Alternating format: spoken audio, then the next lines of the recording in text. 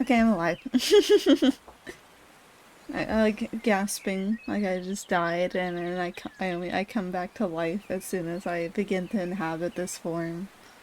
Yeah, that's what happened. I'm holding my breath for like over 12 hours, and then it's just like the first gasp of being alive. I should change the title. I always forget. 1 second. Okay, it's not gonna fit. We read at at now. We read at dawn. We read at dawn. We write over. We dawn. We do everything at dawn. I'm never awake at dawn, but it doesn't matter. It's hello. It's been a while since I've read things on the internet. It's been a very sad, long while. So I've come to fix that. I've come to fix that by bringing back Web Read Wednesday.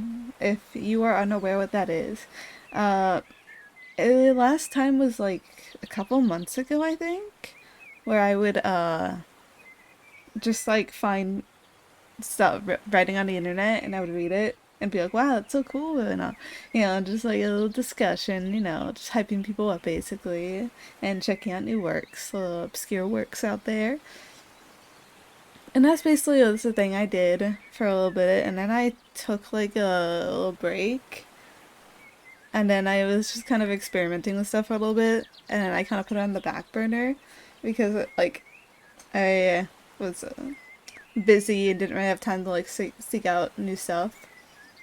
And then I decided to expand my reach a bit and rework things, and now I'm here. I'm back. I have a pretty decent backlog right now, but I could always use a bigger backlog. That's what I say. But yeah, I have a few things I decided to pick. I'm not sure if I can get through all of this. If we don't finish it all, that's cool. There's always another. There's always another day, as they say. I got someone submitted to my forum like a 3-chapter story they wrote, and that's what I have open. And also, I saw this in a new issue of Clarkesworld, and it looks really interesting, so I kind of want to check it out too. So it's generally what I have going on today. That's the vibe. Short story, 3 chapters of story. We'll see how long it takes us to get through that. I have like a folder, so if need be, I could just kind of scavenge around in there to find something else to read. We got plenty. There's no rush. This is a nice chill day where we just read through stuff and have fun. Hell yeah. I think I'm gonna start with this. And then I'll get to the short story afterward. We'll see how long it is. I don't remember where I put my glasses, so I increased the font. I zoomed in a bit. I guess I could zoom in a bit more. Why not? I didn't really do that. That's easier for me to see. Because this monitor is blurry as shit. I need a new monitor. Oh, soon. As soon as I get paid at my job. I'll get a new monitor, and I'll be able to stream at a higher quality, and it'll be great for everybody. But for now, this is what we're dealing with. I'm surviving. Not thriving, but I'm surviving. Alright. Trying to decide what voices I should do. I'm thinking. Okay. Scene. Scene. Change the stage, etc., etc. And chapter 1. A bump in the road for an overnight stay in Hollow Nook. Hope I said that correct. I'm telling you, Hong, there better be a carriage repair shop in this town. Hong, who was seated at the back of the road-worn caravan, offered no verbal acknowledgement to his partner Connor. It was nearing sunset on the seaside road, and Hong was studying the tapestry of oranges and pinks on the water, trying to translate the colors in the music for his swing. Hope I said that right. It didn't help that the caravan kept throwing off the rhythm, thump rolling along as it dipped hard on its irregular back wheel. Of course, if we'd gotten it fixed back in the last town like I wanted to, then we probably wouldn't have a broken wheel at all. Connor continued to complain. Then we could have stayed on schedule. Hong rolled his eyes. The damage had only been a tiny crack when they noticed it in the last town. He thought it'd be fine to keep going on to their next destination to stay on schedule, as Connor had fretted when they first noticed the wheel's injury. How was he supposed to know they'd hit a rock on the road too? Connor made a noise halfway between a groan and a sigh. I just hope we don't have to stay the night. You know how much I hate inns. Hong stopped playing his instrument. He rested his pick on one of the strings and glanced through the back door of the caravan to his partner's Okay, one sec. Okay, never mind. I thought someone was knocking on my door. He rested his pick on one of the strings and glanced through the back door of the caravan to his partner's slumping form up front. Securing his instrument strap, Hong moved to crawl towards him. Thump. Bum bum. I don't know if that picked up by the mic. When the caravan jolted down hard on its bad wheel, bringing forth a harsh, unmelodious twing. Hong! Connor pulled their horse to a stop, rushing to where Hong was staring at his instrument in disbelief. Are you alright? Hong nodded, still a bit shaken. I'm fine, Connor, he signed out with Okay, I'll just read it out. Oh shit, is my internet dropping? Oh, it's dropping bad. Internet, no! Come back to life! Ooh. I'll just keep going. What's the worst? Okay, it'll come back eventually. You just gotta hope. I'm fine, Connor, he signed out with his hands. But I'm afraid my dear swing is less than unscathed. They both looked down at the instrument resting in Hong's lap, and Connor felt his heart sink. One of the strings had snapped cleanly in half, and both ends drooped like wilting flowers. Oh, Hong, I'm so sorry. Hong grinned, his throat and lips moving as if he just let out a laugh. Sorry for what? For breaking your swing, Hong. Connor, not knowing what to do with his guilt and flailing hands, started shaking them out like they were wet. You love your swing. Yes, and that's why I should have replaced that string when I noticed it was starting to rust. He smiled in the breath of another silent laugh. Much like I should have gotten that wheel fixed this morning. Oh, we got a gang of procrastinators here, I understand. Oh, hello! Welcome in, welcome in. We got some chill reading today. I hope you're doing well. What's up with you? What's going on in the life? Connor forced himself to chuckle audibly, brushing away a lock of Hong's waved dark hair to hold his cheek. Well, as long as you admit the wheel breaking was your fault. Our fault, he signed with his free hand, cupping his partner's brown cheek with the other. Only brush these things off to calm you down. I wouldn't have to do it if you didn't worry so much. Hey! Hey! A voice called from outside, banged on the caravan door to ruin the moment. Is anybody in there? Hello? The two looked at each other, with Connor far more frozen than Hong was. He was already eyeing the drawer set by their bed, where he kept his mirror and comb. Hong gave him a knowing smirk. You gotta make yourself presentable, he signed, laying down his cheek with a stroke. I'll take care of whoever's outside.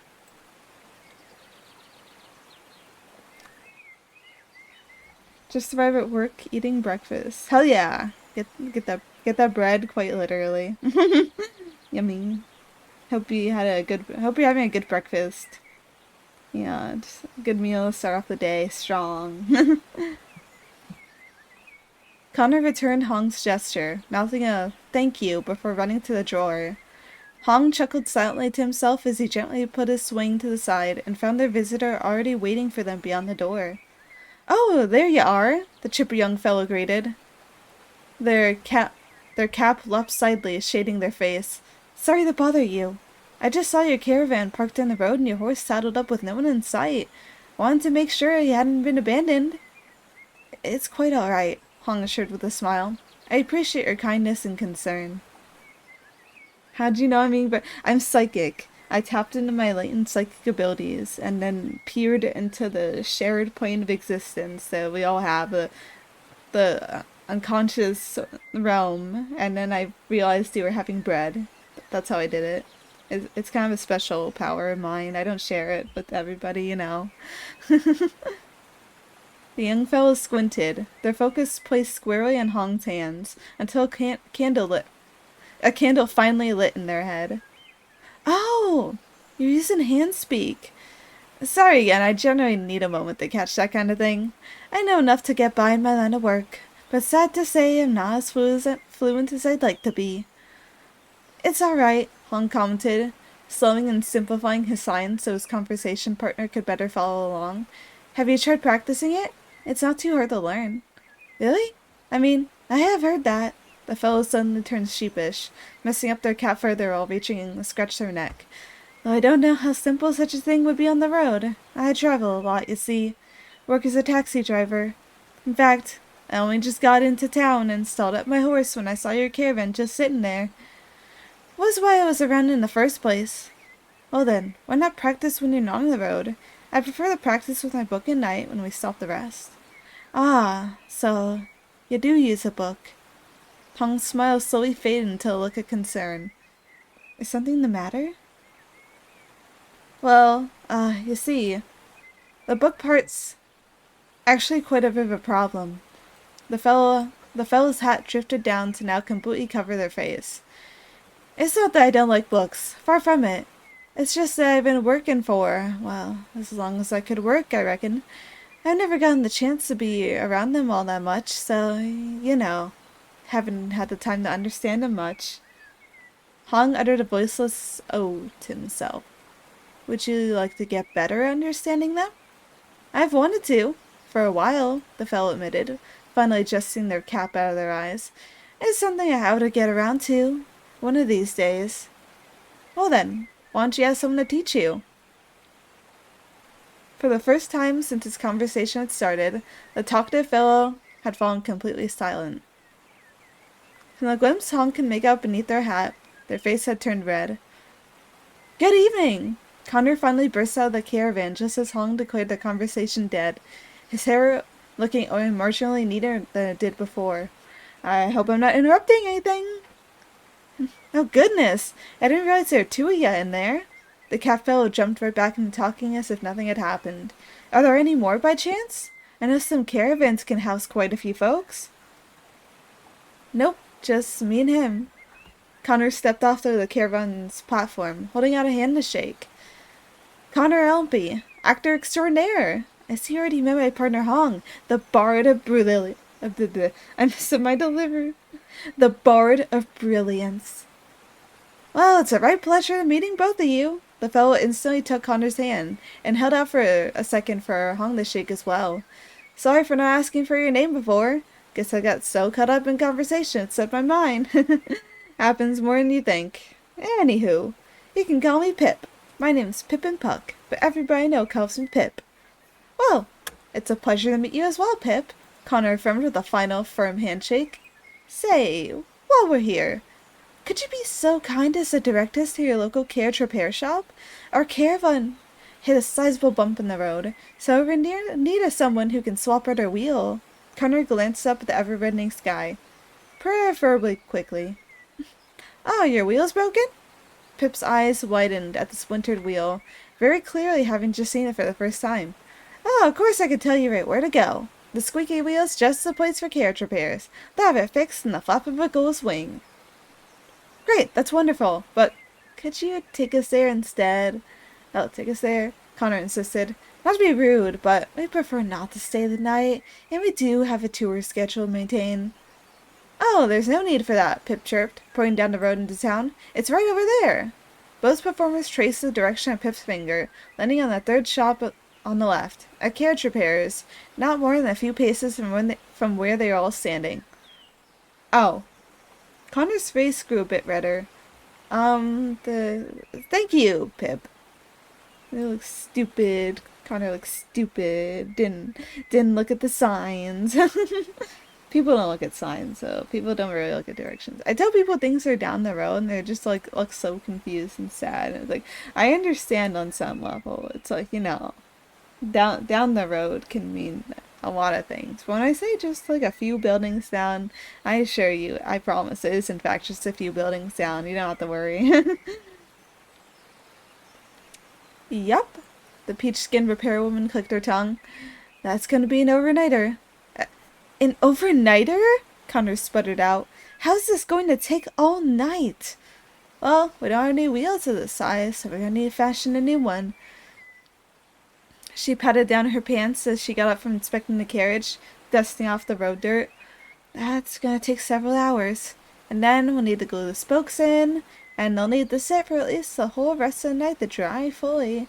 And besides, by the time we're done making the wheel, we'll be tired and hungry, and I don't work tired and hungry. The wind's dark curls bounced as she laughed at her own joke. So, no, it'll have to be finished tomorrow at the earliest. Ha ha ha. Ha ha ha. Suffer. But we can't stay here overnight, Connor insisted, getting more restless by a second. We need somewhere to keep your horse? The other mechanic, a woman with locks and brown face glossy with sweat, said from where she was plotting to remove the broken wheel. There's a horse shop next door to ours that houses an overnight stable. The owner's name is Saul, and she's a sweetheart. She'll take good care of him. No, well, that is a concern, actually, thank you, Connor as an aside. But that's not why we can't stay. If money is your problem, I can let you work it in and leave you a payment. The curly-haired worker chimed in, adjusting the kerchief tied around her head. She's real kind like that. Besides, it keeps everyone time to wrangle her daughter into helping out. No, we have money. It's just that we're traveling performers, Hong jumped in to explain. My partner is worried that we'll fall behind schedule if we don't continue traveling overnight. Well, we can't help you there. The darker woman smiled apologetically. But we can assure you that we'll have your cart ready first thing in the morning. I'll even do some additional maintenance work as a courtesy, the other woman chimed in. And don't fret about your safety. Hollow Nook's a real friendly place. Worst thing that's ever happened is Aggie's girl causing a ruckus. Boy, does she ever. Remember when she made all your tools push away from your hands, May? As if I could forget. Both women laughed hysterically, caught in a joke only they understood, while Hong led Connor towards the back of the carriage. Well, we're going to get our things for helping you bring the caravan inside your shop, Hong signed politely. Thank you for your help. Oh, and do you know if there's any place to get an instrument repaired? This is our first time passing through, so we're not familiar with its stores. Oh, you want to stop by Musician's Mansion, the curly-haired woman replied. That's the place for instruments, right, Limby? That or a Performer's Palace. One of those. They're pretty easy to mix up. Hong nodded, and escorted Connor into the carriage, where the latter instantly collapsed onto the floor once the door was shut. Hong kneeled beside him, placing a hand on the ridge of Connor's back. How are you doing? He signed with his free hand. I'll be fine, Connor growled, keeping his eyes on the floor. I just hate this. I know. Hong paused for a moment, considering his words. It'll be dark soon. If you want, we can get you set up in the inn while I go fix my swing. No, Connor sighed. I'd rather be with you. Besides, they're bound to have an apothecary here, and I could stand to get another bottle of pain medication. Have you been running low? Hong sighed with a certain panic. Why didn't you tell me? Because that's the one thing I know you worry about. Connor reached over his shoulder to meet Hong's hand, touching it gently. And I hate to see you worry. You silly dog. The two of them laughed, with Connor's being loud enough to make up for Hong's silence. I love you. I love you too. Now, let's get her things. Hong signed with one hand, using the other to help Connor off the floor. We'll need to move quickly. Chapter 1. Alright. That was pretty cute. You know, we got a little misadventure going on. They gotta make it to the next performance, but they're stuck in this random ass town. And it doesn't seem like they're gonna be leaving anytime soon. Considering there's 2 more chapters. Potion. I actually don't know if it's potions. I assume this place is magical, because it seemed like there was some magic mischief going on with one of the characters. This isn't my story. This is something that someone passed my way. I have a suggestion box for stuff. And someone put this in there, and I was like, ooh, it's a little 3-chapter story. I want to check it out. So I'm checking it out. It's by, what's about? It's by Leslie Moon. Yeah. We have a blue sky. Apparently, let me see. Yeah, this person. It's by this person. Yeah.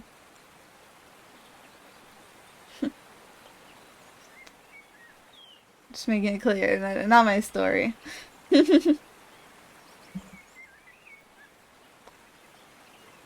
Okay, chapter 2, Lessons, Simple Errands. Yeah, this is not going to be easy.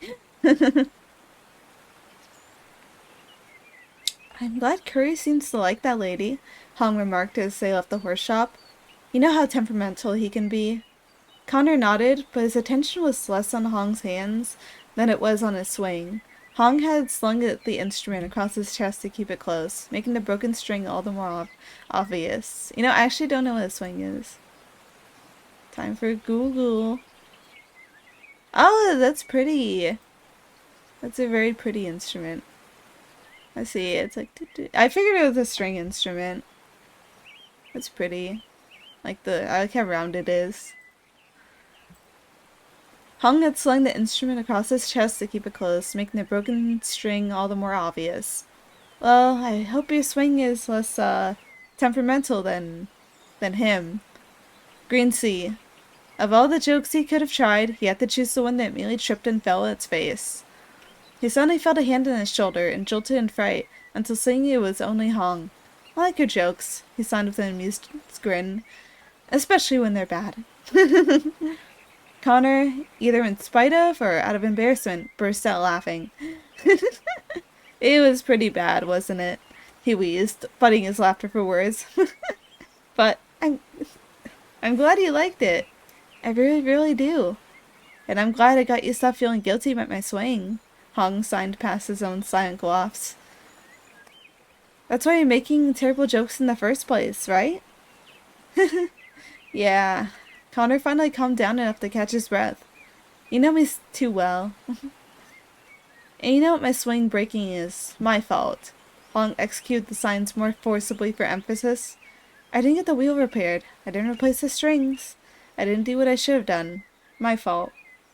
Hong squeezed Connor's shoulder, and even though he wanted to, Connor decided not to argue any further. Well then, good, 'cause you're paying for it. Thought we shared a purse. I meant that you'll be putting the coins on the counter. They broke into laughter again, their breasts heaving as their amusement fully broke free. They didn't stop until they arrived at the performer's palace, which, fortunately for their lungs, was only a few steps away. A tiny bell greeted the couple as they entered the erratic yet spacious shop. Piles of papers and books were capped off with a variety of miscellaneous items, ranging from hats and masks to numerous strange props. Connor picked up the top volume from a pile that held nothing but books, only to find that it and every book below it was fake. On the side wall was a rack of costumes portraying various characters in various states of condition. The two had nothing better to do than look around. The store owner was nowhere in sight. I was losing my tongue for a second there. Good evenings and good tidings, my fellow patrons of the arts. I shall be with you post-haste. A voice boomed from the top of the stairs, where a tan man in garish clothes called to the couple, rushing down to meet them with the grace of a royal. Forgive me for that brief interlude, dear gentleman, for I was preparing my personal meal for the evening. The man gave a sweeping bow. Now, how may Florodelis Facundo in his performer's palace be of service? It's no trouble at all, Hong signed with his usual relaxed demeanor. We just need some new costumes for your performance, but of course, we have a wide variety of options to choose from. Flora glided past Hong to the costume rack, already retrieving articles to show off. Everything from pirates to princesses to pianists, right at your fingertips, though bear in mind that neither size nor condition can be guaranteed. No, we have costumes, Hong clarified, a bit perturbed by the interruption. We actually need a certain prop, he declared, already rushing past the now annoyed Connor, over to a nearby chest full of items. You'll be pleased to know that we have props of every kind, every form, and every type. It might take some searching to find what you need, but if you can imagine it, we have it in stock. No, we don't need props, Hong again tried to explain. We need some new scripts, no doubt. Of course, no performer can gather their materials before they procure their canvas. Typo spotted, it's okay. I understand the struggle. Floro danced over to one of the many paper stacks, oblivious to how defeated Hong was becoming, and how his partner was starting to growl. We have works from all the greatest playwrights in all parts of the world, dating back to the 1st century. Now, some works may be damaged, and I regret to say not all are complete, but you will not find more variety in all of Haler's Haven. Hey! Connor barked, his teeth bared like a goaded animal. Would you let him finish? Flora was stunned to silence, mouth gaping like a hole in a guitar. That, and a concerned look Hong gave him, made Connor slink back like the same animal after being scolded. You kept interrupting him, Connor fumbled to explain himself. I'm sorry, but please let him finish. Oh, well then, I do sincerely apologize. Flora recovered with the grace of a trained actor. As it happens, I often find myself getting quite carried away when I catch a whiff of a sail. I've noticed. And it's no trouble, truly. Hong also slid by the outburst with his own performer's grace. I just need to have my instrument repaired. I was told your shop could do that? Oh, dear. Flora shook his head solemnly. I'm afraid you are mistaken. The Performer's Palace does no such thing. The musician's mansion is where you need to go for that. It's right across the street. I see. Hong placed his arm around Connor, sensing that he was starting to boil again. We'll head there now. Thank you for your help. 'Twas my pleasure alone, gentlemen. Good fortune on your quest. Hong barely waved back before yanking Connor out of the store. Once the door had shut behind them, Connor howled. He couldn't even fix it the whole time? I know. I'd rather not have dealt with the frustration myself. But at least we know where to head now, right? Yes, but that's not the point, Connor growled. The point is, we would have known that sooner if he'd let you talk. Hong turned his gaze on the ground before giving Connor a squeeze. Hey, everything turned out all right. Besides, I know my guard dog will always be there to stand up for me when I need it. Is he part dog? We got a dog guy here? I love dog guys. I also love cat guys too. I just think putting animal parts on people is very fun. Connor snickered, trying to cover for his cheeks were reddening. Well, if the next guy gives you trouble, I'll be ready to bare my teeth. Now calm and ready, the couple entered the adjacent shop, an equally spacious store to the previous. The primary difference was the wares, which consisted of nothing but instruments, lutes and lyres, flutes and fiddles, drums, horns, and every other manner of musical machines lined the walls and shelves. On the floor sat a few larger instruments, a harp, a piano, and even a large xylophone stood proudly on display. At the counter, a man with knitted eyebrows was hunched over a mandolin, polishing its wood to perfection. Despite a bell sounding over the door, he did not look up when the duo entered, and offered even less in the way of a greeting. The two stood in the doorway, watching the scene, and the gusto Connor had promised left in. He felt less like a guard dog and more like a scared puppy. It's okay, Hong tried. I can find a way to get his attention. No, it's fine, Connor assured Hong and himself. He's ignoring us. It's the job of your guard dog to step in for you. I got this. Connor strode up to the front counter, hoping his footsteps alone would get the owner's attention. They did not. Connor drummed his fingers against the counter, each digit striking the wood methodically to produce as much noise as possible. Hi. Hello. Greetings. The man finally looked up, piercing Connor with a gaze that cut off the last shred of his confidence. May I help you?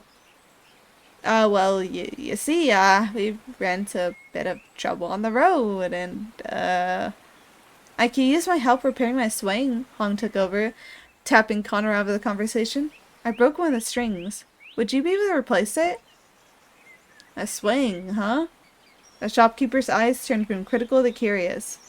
You don't see those often, at least not in Haley's Haven. Let me see. Hong carefully lifted the instrument off of his chest, and the man received it with just as much care. He retrieved a pair of spectacles from his forehead, studying the strings with the same concentration he lent to his polishing. So, Connor blurted out, can he fix it? What? Of course I can. I have plenty of these strings in the back. I'll fit this in before closing for 10 gold pieces. Oh, that's wonderful! Here! Connor rummaged through a small pouch in his belt, slapping 10 coins in the counter. Hong shook his head. I thought I was the one paying for this. Connor fought back his laughter, remembering their earlier joke. Oh, maybe I'll put the money on the counter for it. Just this once. The two shared a mostly silent laugh together, temporarily unconcerned with the world. The shopkeeper rolled his eyes as he counted the money into his own pouch. Do you two have anything else I could assist you with today? You know, Hong realized, while we're here, it might be prudent to purchase some more music to liven up our set. Do you have any sheet music for... There. Do you have any sheet music for sale? No, not here. You'll need to go to Performers Palace across the street for that. Connor and Hong exchanged a look.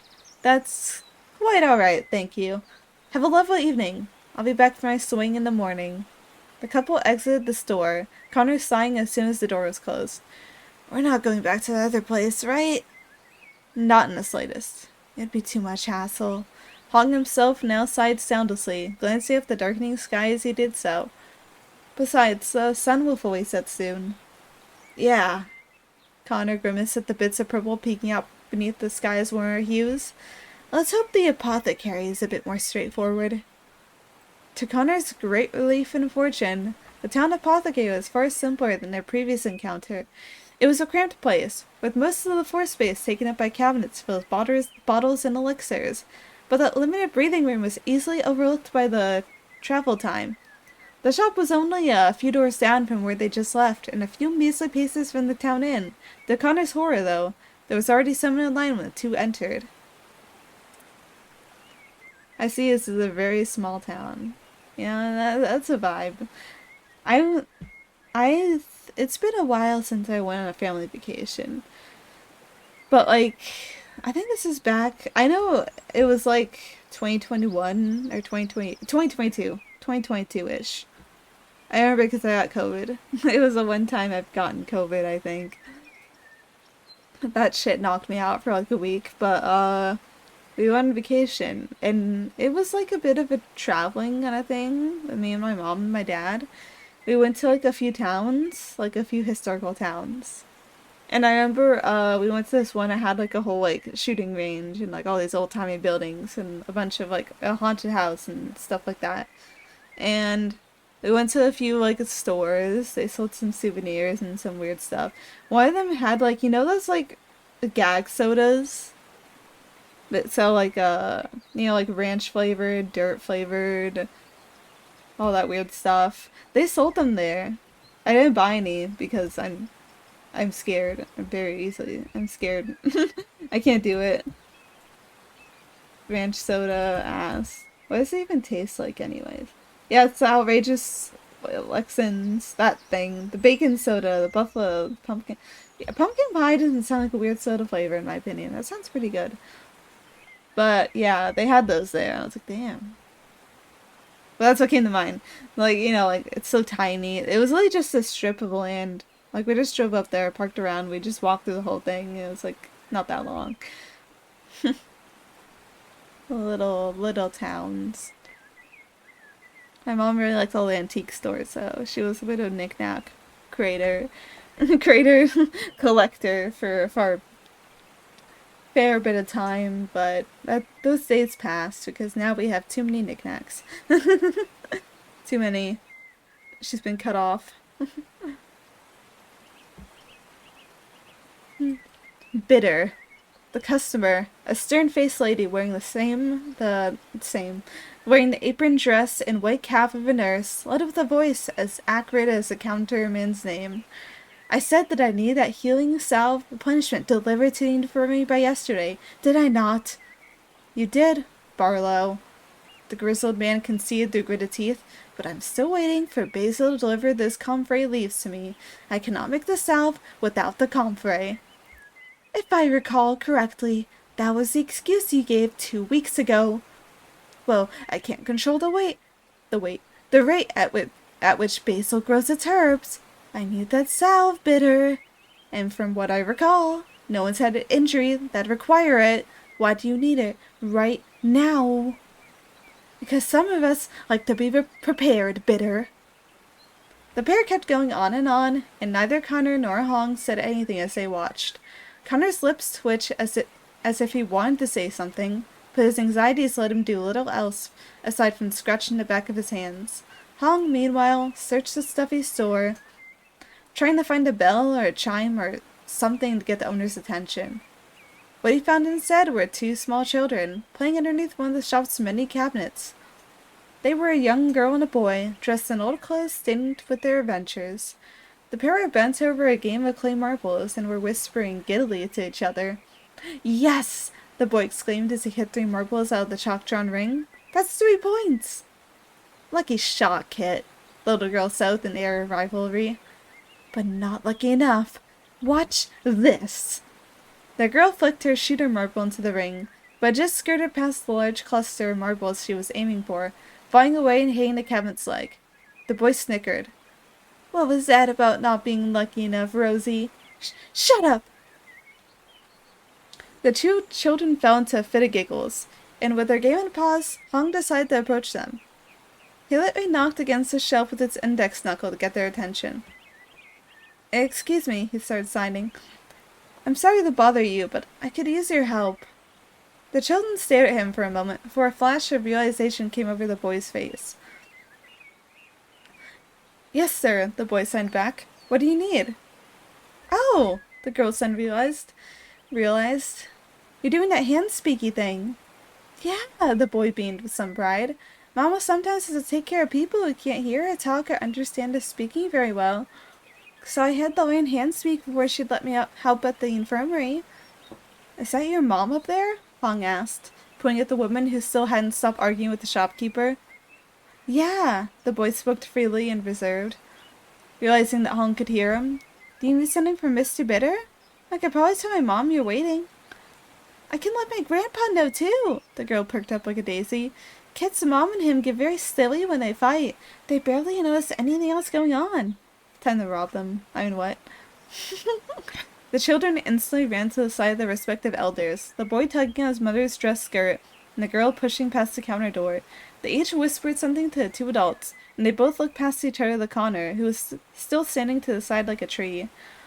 Oh, I apologize, dear. You can go ahead. The woman stepped aside, smiling to hide the red rising in her cheeks. Oh, thank you. Connor stepped forward, not entirely sure what was happening, but thankful nonetheless. Sorry for the delay, said the man with the gruffness that barely hid his own embarrassment. Oh, what can I do for you? I just need a healing salve. Connor's brows furrowed as he kept scratching his hands. It's, for chronic muscle pain. Healing salve for muscle pain. I should have enough chamomile and hot peppers for that. I'll need to make it fresh, though. Are you able to wait for it? I can wait for it, Hong came up signing behind his partner. You should probably get back to the inn, dear. Yeah, it's been a long day. Connor let his eyes fall in his hands before untying a small pouch from his belt. You take our purse. Since I pulled out the coins for your swung, I think you should return the favor. Hong chuckled as quiet as ever, taking the bag gently. Fair is fair. Love you. Be careful. Connor smiled, though his eyes glowed into something bittersweet. I will. Love you too. And then one of them dies. I don't think that's the tone of the story. A little slightly. They're doing their They're doing their chores. They're getting there. We're on the last chapter already. I know. Little short thing. Oh yeah, look at that. It's tasty looking. Oh, I want some soup. I actually did have some chili beans earlier. I had to deal with an incident, so I cut in my time to make food, and I was like, fuck, I need to eat something right now. My mom was like, there's a can of chili beans on the counter, you know, and I was like, Mom, I don't need suggestions. I got this. And then I was like, wait, actually, chili beans sounds awesome right now. So I had chili beans. But I love soup. I'm a big soup guy. I can't wait for it to get colder, because then I could be full of soup all the time. One of my favorite soups is this one my dad makes. It's a pozole, where you know I have like a little like bits of like these like white puffs, and you have some chicken, veggies, and it's delicious. It's so good. Especially if you add like a bit of like lemon to it. It's like nom nom nom nom nom nom nom. I love soup. So full of soup. By the time Connor made it to the inn, the sunset was fully underway. Hints of stars dotted the pink and purple sky, heralding the soon approaching night. Connor winced. He needed a room, and he needed one now. The guy does not like the night. I understand. I would not be wanting to walk around like a random ass town in the middle of the night. After stomping the dirt out of his boots and smoothing out his hair, Connor took a deep breath and entered the inn. For an average night, the atmosphere was lively. A few spare customers were gathered around tables to chat, while a few more sat at the bar. Said bar was maintained by a plump and supple woman, pouring drinks and putting dishes like it was second nature. Connor approached the bar, drawing several patrons' eyes while trying to look casual. Excuse me, he tapped the counter that garnered the woman's attention. Would you happen to be the innkeeper? That would be me. The woman gave him a passing glance as she filled another customer's cup. What can I do for ya? You could get me a room, please, Connor said with a manufactured suaveness. Our carriage needs repairs, so me and my partner need to stay the night. Well, hiccup. I was like, it killed me. I'm dead now. Well, you need a room and a good time. It's not peak season yet, and since you got caught off guard, I can fix you a room for 20 gold a head. Oh, that'd be excellent. If you don't mind, I'd appreciate getting boarded there as soon as possible. Now hold on. The woman fixed Connor a look that stopped him before he could even get started. I'm willing to get you settled, but you'll need to pay your share of the room fee first. It's my insurance policy. Keeps me from getting swindled. Oh well, that's no trouble at all. 20 gold pieces, coming right Connor reached for the coin purse on his belt, but only found a harsh reminder that it wasn't on his person. Ooh boy, the dude forgot. He forgot his money. That's embarrassing. That's never happened to me. I've never once forgotten my money. It's never happened.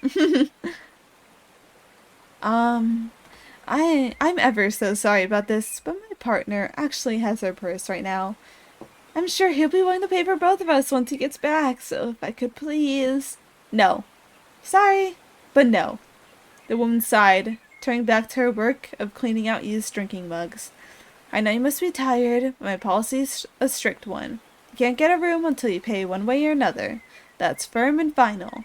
Connor winced. His nails scraped across the back of his hands as he considered his options. Waiting for Hong to get here was one, and retrieving his share of the room cost was another. But whether by time or distance, they both seemed too far away. Think, Connor, think! There had to be something you could do to pay for his room without... Wait. Let me help you. What? What? Connor cleared his throat, realizing he should have articulated his request instead of blurting out suddenly.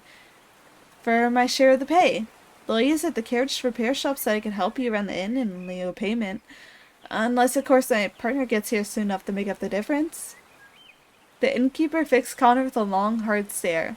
He hoped she couldn't see the nerves behind his own eyes. I don't see a problem with that. Connor breathed out his sigh of relief through his nose to try and hide it.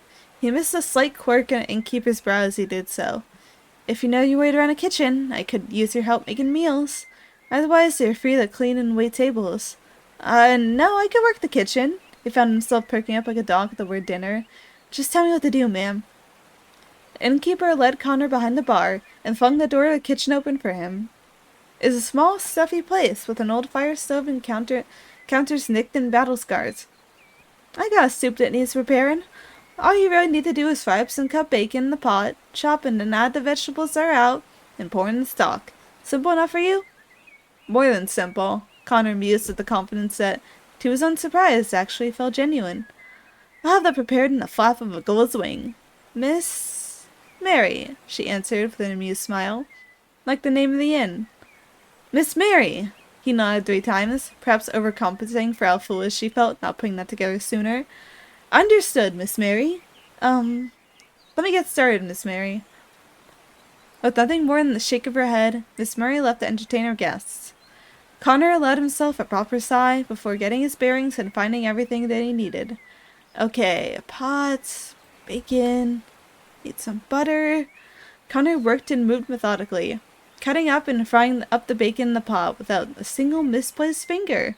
As soon as the meat started sizzling in the butter, he moved on to the vegetables, starting by peeling some potatoes. Out of all the vegetables present, they cooked the slowest, so they needed to go in first. What you doing? Connor yelped, fortunately holding the knife firm enough not to drop it. A young girl, probably no older than 11 or 12, stared at him with twinkling brown eyes and mischief in her smile. Connor's prior sureness quickly flew away. Just cooking. If it weren't for all the evidences around him, his shaking voice might have better said that he was committing a crime. Whoa, what are you doing here? Washing dishes. The girl motioned towards a cart loaded with dirty bowls and plates that Connor somehow just noticed. It's part of the chores Mom usually has me do. Oh. The girl looked her cart over to a nearby basin, and Connor put his attention back in peeling the potatoes. Your mom's Miss Mary, then? Yeah. Who else would she be, sweet pea? Connor laughed, but not in that automatic way one does when they don't get the joke. The potatoes were now peeled, so he started dicing them into even chunks, while the girl had started on their plates. You're not from around here, are you? No. Not in the slightest. With one potato chopped, he slid the cubes into the pot to start on another. I actually wasn't supposed to be here at all. Our caravan wheels broke, so me and my partner have to stay the night while that gets repaired. So you didn't mean to stay tonight? Also no. One more potato in the pot. Connor's face was starting to itch, but he moved on to the 3rd spud to stave off the temptation to scratch it. We're traveling performers. We're usually on the move, hopping from place to place around Haley's Haven for coin. We stop at places outside our destination sometimes to shop, but normally we only sleep in our caravan. Why? Green Sea. This girl asked a lot of questions. Connor grimaced, moving on to some rhubarb stalks. He checked them for mold as he peeled them, assuming these were either old or one of the last crops of the season. We like saving money and being prompt, which also saves us money. Tempest. I haven't talked with Hong about our departure plan for the morning. Hope we'll have time before. Connor's voice drifted off before finishing the sentence, suddenly aware that he was thinking out loud. He worked on chopping up the rhubarb before anything else slipped out. So you care a whole lot about promptness then, huh? Yeah, Connor breathed, glad she hadn't pressed him about his spoken thoughts.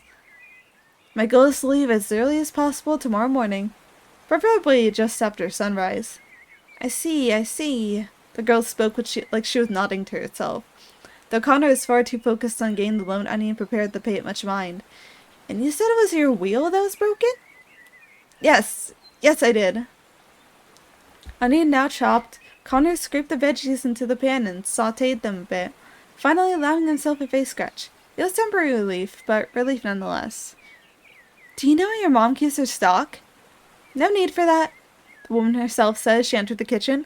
I got time to help you now, so I'll take care of that part. Hey, Lana, would you mind looking after the customers for a moment? Sure, Mom. Oh, yeah. The girl abruptly dropped the dish she was washing back into the basin, leaning into her mother's ear, the whisper loud enough to overhear. He's definitely weird, but not a suspicious way. Just a foolish way.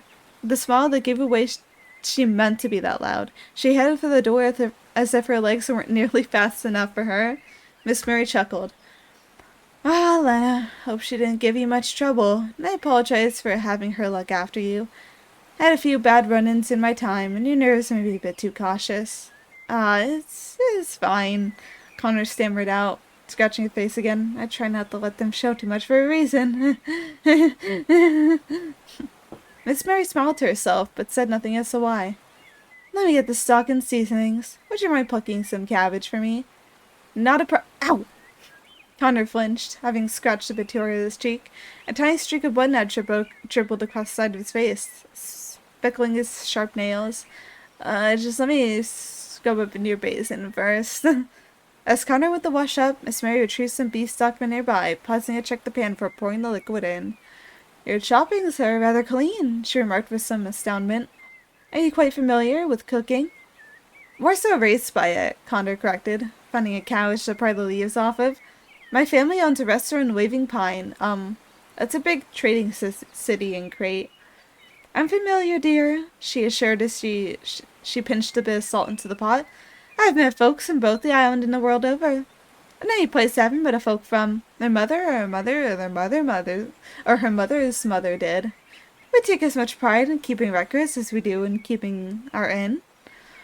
Connor smiled uncomfortably, returning to his leaf pulling in silence. Once he'd gotten a good batch, he handed them off to Miss Mary. Thank you, dear. She stirred in the leaves and dashed in some ground-up peppercorns. Do you visit your folks often? Connor's nails dug into his hands now, his mouth struggling to speak. No, I'd like to, but I can't anymore. I'm, too busy. Connor bit his tongue, quite literally, as he acted from the jolt of pain. Miss Mary studied him for a bit longer than he would have liked. Well, if you ever get the chance, perhaps you should stop by. I'd probably love to see you. Connor's hand moved up to his arm, his nails piercing his skin as he grasped it tightly. Yeah, his voice creaked like an old floorboard. I'm sure they would. And based off of that reaction, I get the feeling that there's some not good feelings there. It's okay, Connor. It's okay. Understandable. Mom! Elena yelled from the other room. Somebody's asking for a room. And I think for that weird guy, too. I'll take it that's your partner, Miss Mary remarked, lidding the soup. This needs to simmer a while anyway, so I'll get you two settled. I could have some soup brought up to your room as well if you'd like. If you're tired, you're almost certainly hungry. Connor nodded, a smile forming on his face. On the one hand, he was glad to finally be retiring to his room for the night. On the other, it felt nice being in the kitchen again. It is now past sunset, and Connor and Hung were eating some soup. I hate to say it, Hung sighed with a teasing smirk. But this soup is far from your best work. I know, but I wasn't working in my kitchen, Connor sighed back, his mouth occupied more with slurping up the broth and its contents. If I was cooking for us, I would have made a pata. You always make pata, Hong complained with a grin. I'd prefer something different for once, like a tomka. Tomka? Do you know how hard it'd be to get enough coconut milk for that? I didn't say to make it as soon as possible. Maybe save it for a special occasion, like our wedding. Oh, smooth. That was smooth. I bow to you, Hong. Connor shook his head. All right. I'll agree to that. I'll save it for our wedding. Connor's hands fell down on the table, retrieving the last bit of vegetables and meat from his broth. Is something wrong? Hong signed once. I keep bringing it aside. I'm sorry. Hong signed once Connor looked up from his bowl. Connor drummed his fingers against the table, his dagger-like nails causing the wood to clack. I hope I can have that someday. Our wedding. Or even just letting you meet my parents. Hong paused. He studied the wood grain patterns in their table, for quieting Connor's hand with his touch. It'll happen someday. Hong fixed Connor with as much hope as he could project. I know it will. I'm not giving up on that. Connor looked back, trying to match the sureness in Hong's eyes. He slowly raised his hand up, aiming to brush the hair away from Hong's cheek, only to abruptly wince in pain. I need bed now. He struggled through half-formed signs to stumble into their bed. Sunrise, we leave. Understood. Hong sighed back. I'll join you in bed as soon as I finish eating. Connor was only able to manage a nod before he collapsed onto the bed, already groaning in pain. Hong knew he preferred not to have an audience during the transformation. During the what?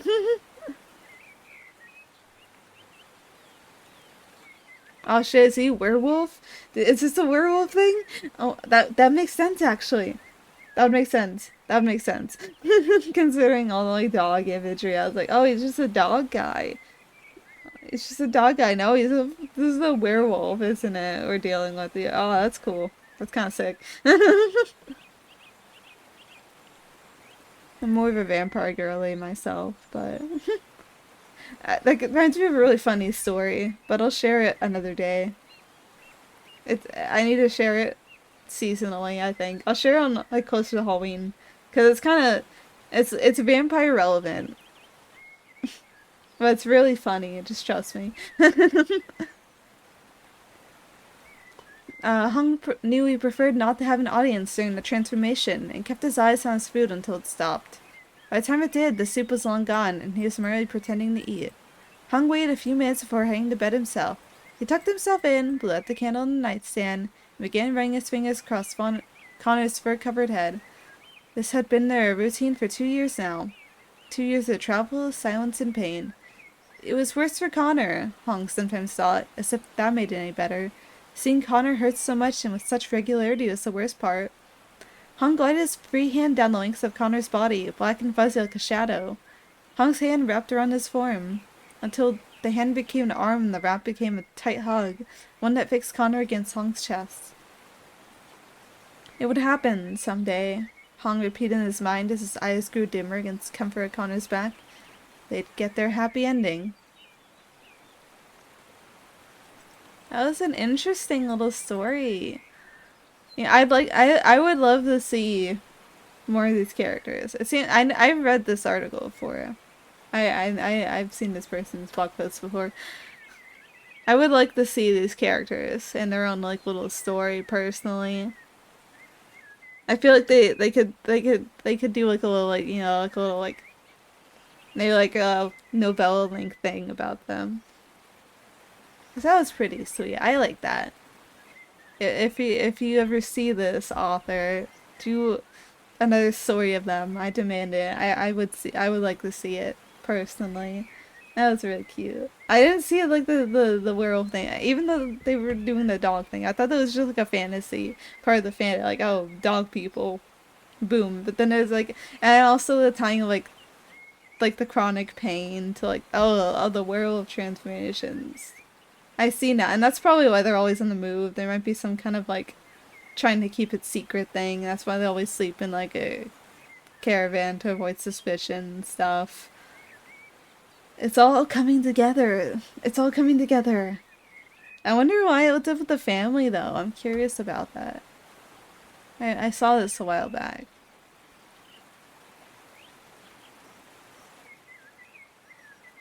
I didn't mean to click on the Wikipedia.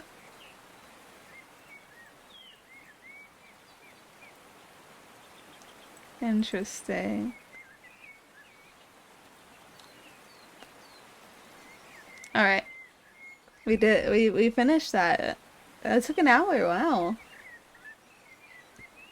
Alright, now the next thing I wanted to read today is I was looking at the new like Clarkesworld and I bookmarked the story to read later on my own, and then I didn't read it later on my own. Because they post some stuff from it. And this one sounded really good. I'd be down to check out more though. I'm gonna open that tab. So I'd love to check out more stuff. They're very, if you don't know what they are, which you probably do, if you do Lit Magazine, if you check out Lit Magazine stuff, but they are one of the most popular like science fiction and fantasy magazines out there. They're a big name. They're the big boys of like Lit Magazine publishing. If you get in a piece in here, you are amazing. Or so I've seen. Their stories are usually pretty good. I usually like them. They pick good shit. So I'm inclined to agree with the assessment that I'm making right now, that they are the big shits. Them and like I know like for Flash Fiction Online is like very popular. And I know Uncanny Magazine looks pretty good too. Those are off the top of my head big ones. There's probably way bigger ones too. Taco Bell Quarterly, baby. I used to like, I occasionally peruse submissions and send stuff under my real name. Sent it under my No, I don't think, unfortunately, like, they will not take it seriously. They'll be like, it says, are you joking with us? But yeah, I occasionally send it to them. I'm very shy though. I still have not gotten like, well, actually maybe one time I've gotten like a, well, like we're in, your work's cool, but like we're not taking it here. Which is a pretty good team. Oh, how could I mention when we're talking with the big leagues? I forgot the New Yorker is like the biggest league ever. If you get any kind of custom rejection from them, you are the big shits. Even if you still got rejected. You don't even need to get accepted. You just need them to say your work is good, but they're not taking it. Instead of just, we're not taking it. But yeah, this works. This one just sounds very good. Abstraction is when I design giant death creatures, and attraction is when I do it for you. I don't know, the title grabbed me. I was curious about it. It's by Claire Xiawen? Xiawen? I don't know how to pronounce the last name. I'm sorry, I'm trying. But yeah, it looks good. So we're going to read it. I'm gonna zoom in the page a bit. Help me see it better. There we go. A blurry monitor, unfortunately. When the text is smaller, it obscures the words a bit. When I was little, I drew dragons and leviathans in my room. Stomach down in my bed or tipping my chair back and staring at the ceiling like the lines would rearrange into inspiration. Now I swipe my fingerprint through 3 levels of security and navigate a maze of sterile white walls before settling at my drawing desk that's outfitted with hypersensitive tablet pens and next-gen interfaces for biosynthetic design in 3D. I draw my creatures. There were no pin-up posters tacked into the walls, but it's basically the same thing. My supervisors introduced abstraction to me as the removal of unnecessary detail. A chef is probably better off not knowing how Agri gets the sunlight for his vegetables. A pilot doesn't need to be distracted by how the pyrotechnic channels work, just that the red button represents a giant column of fire that will roast the Mongo alive. And that the gray button activates noise muffling. So investigators rap at my door and tell me that Alyssa's is gone.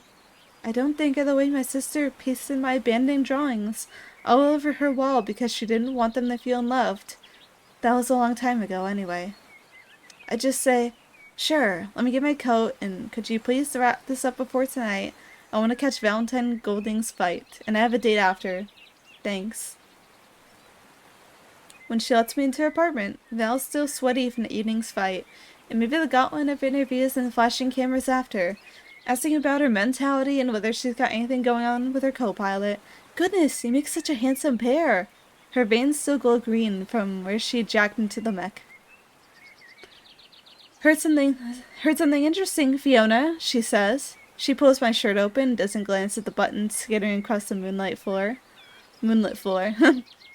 Her apartment's close enough to the surface for windows. Perks of 29 years as Hugh Corp Starlit, which is why we always meet at hers and not mine, which has no natural light and tastes like recycled oxygen. But it's even... Actually, I can imagine what that tastes like you're on an airplane. Also, I really did want my sister knowing about this, but that doesn't matter anymore, does it? I suck in an unsteady breath. Yeah? Apparently there's been a data breach at Hughes Corp. She unfastens my belt. I huddle my wrists. They're still imprinted with outlined of handcuffs. She takes the opportunity to pull my tank over my head. Yeah, investigators at my door. I had to miss most of your fight. Sorry. I'm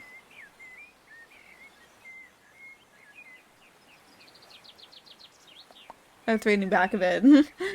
First time you've been tied up, I'm sure, she says. They wouldn't tell me what happened. I laugh. Do you want to talk about it? She gets to her knees. Not now. I first met Valentine at a campaign rap party. It was my first. She's been to so many she stopped counting. I'll never forget the moment Valentine Golding walked into the ballroom. I thought my soul would vibrate from my body. My fingers whitened around my champagne flute. I felt like the bubbles were popping beneath my skin. I'd known she'd been at the celebration. She'd be at the celebration, of course. Banners with her face on them, wallpaper the halls, but it was a theoretical knowledge. Very different from the demanding reality that she was here, and I might soon be lavished in the currency of her attention. That I would be real to her. Confections arrayed the tables. Fresh fruits and sugary confections imported from off-planet. Crudo, too. Not lab-grown, but the real stuff. It didn't have the quality Alyssa called the plastically chemically fuzzy taste when she was little. I was too busy finding excuses to look in Valentine's direction to appreciate their edibility. Valentine glittered. By then, I'd been in the industry long enough to know how the pilots pumped their cheeks with filler, cushioned their breasts, and sculpted their stomachs. There's nothing the downpipe devs love more than airing the pilots' classified information at happy hour. But Valentine's hair gleamed with silver. Faint cobwebs of wrinkles began to settle along the columns of her throat, the corners of her eyes. She found me during the saggy middle of the party. One of those lulls when everybody's trying to find the person they were second most excited to meet coming in. I introduced myself. I told her I was an engineer, which was what my supervisor told me to say about my involvement with Hughes. I told her I did art in my free time. An artist, she said. Did Hughes train you from childhood? That's how I select the pilots. She probably wanted yes or no, but I'd learned from the first event party that pretty women make me ramble. Me too. No, I was recruited. I didn't know they took artists, to be honest. I did graffiti on the abandoned vent rooms when I was 16, I think. I'm sure Hughes had its eye on me longer than that. This feels just like cyberpunk dystopia ass where the corporations are always watching. Just remember. She slid her gaze along the length of my body. Seems like they chose right. My sister worships you, you know, I said. His smile was a dark pomegranate. I thought the seeds bursting beneath my teeth. Tart juices escaping their casings. Just like your sister, she said. I swirled a finger along the rim of my flute. Not just my sister. Oh ho, ho ho, ho ho ho. Oh, we're getting a bit steamy here. It's okay. We're all adults here. We can handle kisses. Woman loving woman. I support women, especially gay women. Gay woman, trans woman, all are welcome within my realm. We don't bother with the pretenses tonight. She knows what I like. When it's done, I let her gather me to her. She presses kisses down the back of my neck. When you looked up at the screen all those years ago, she asked, did you ever imagine you'd have me like this one day? No, I murmur. That did not sound right. No, no, like that, kind of like, ooh, wistful. Not one that sounded like so forced. Valentine Golding is the envy of the bunker. Poor suckers sell their life credits to Hughes to rent an experience with her. They fumble to sell more when the vision dissipates in the pixels at the end of the hour, because she's just that good. She's debuted with 7 different co-pilots. She's the Black Widow, the Praying Mantis, the mega bitch. I don't pay a single credit for her. You're really not concerned about the Hughes data breach scandal? I am. Of course I am. She draws her lips away from my neck and doesn't return when I arc back, seeking her warmth. I have the most to lose. I know it'd be easy to forget who I am, but don't. Right, I'm sorry. You'll make this all go away, she says, won't you? They won't know about this. Her fingers slide along my ribs. Her fingers dig into negative spaces. About us. I will. Hughes is calling me in tomorrow. We'll sort it out. She finally relents, cupping my breast and teasing me with the rough pad of her thumb. I get the message. She doesn't care what I do. She doesn't care. Maybe she doesn't even know. It was my sister who orchestrated the breach. She doesn't care what information was compromised in the breach, as long as it doesn't stop her from stepping into the cockpit of one night of every week. Good, she says. me in the middle of fucking this girl. She doesn't know that my sister is responsible for all of this.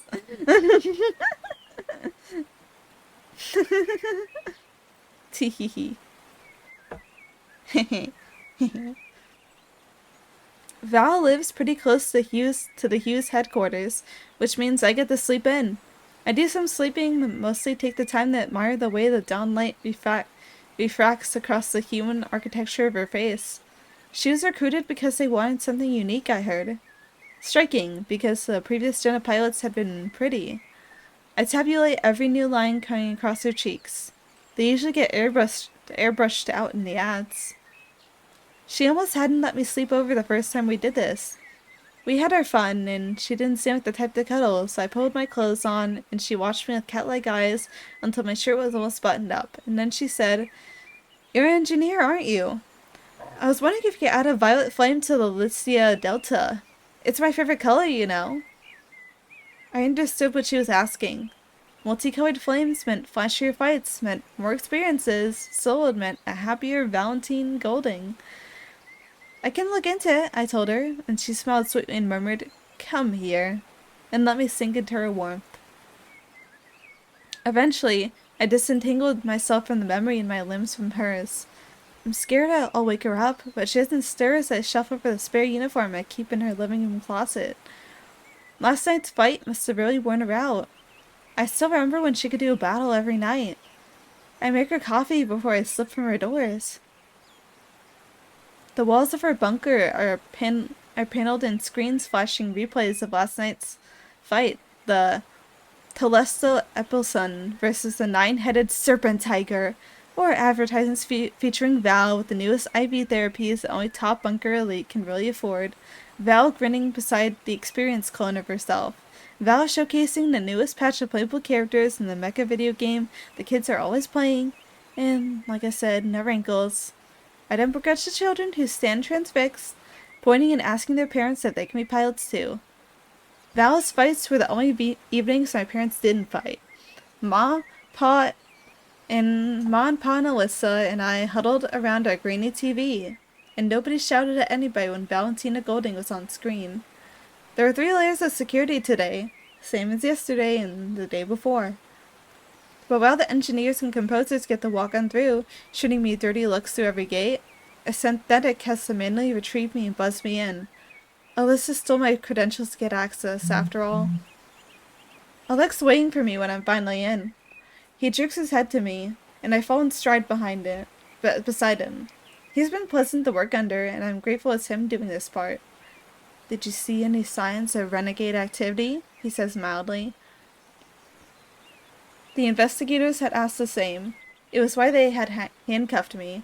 And yeah, Alyssa once wrote a paper on the Hughes actually bioengineers the Mongols themselves so they can keep making money from advertisers on the Mecha Mongo fights conspiracy theory for a manipulative media class. But she also wrote a linguistic analysis of why the shiplog scripts were generated by a model trained on Lindian slam poetry broadcasts and a dissertation on the Enterprise's starship designs being a subliminal expression of a cultural fetish for tentacles. Should I have reported her for those too?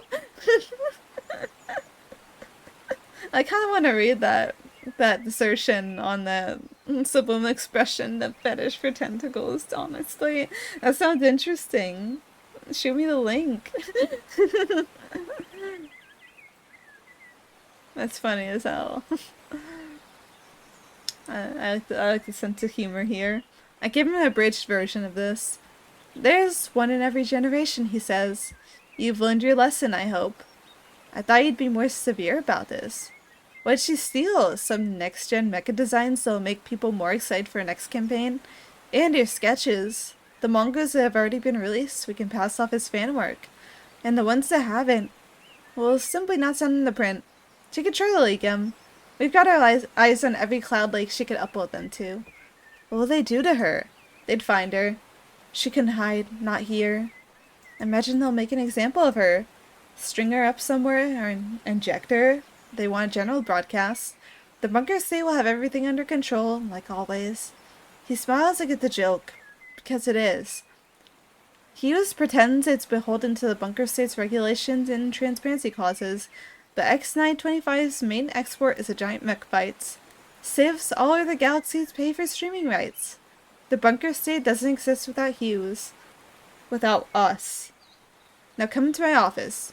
We need to talk, and I have a damage control meeting in half an hour. He says, leaving me to wonder what, if not the breach, he wants to talk to me about. And I wonder if he and Hughes know about my sister's comms sitting in my unanswered messages, the invitation to parlay. They might. Is she gonna parlay? Is she gonna go fight the system? The unfightable system? Alyssa's always wanted to leave.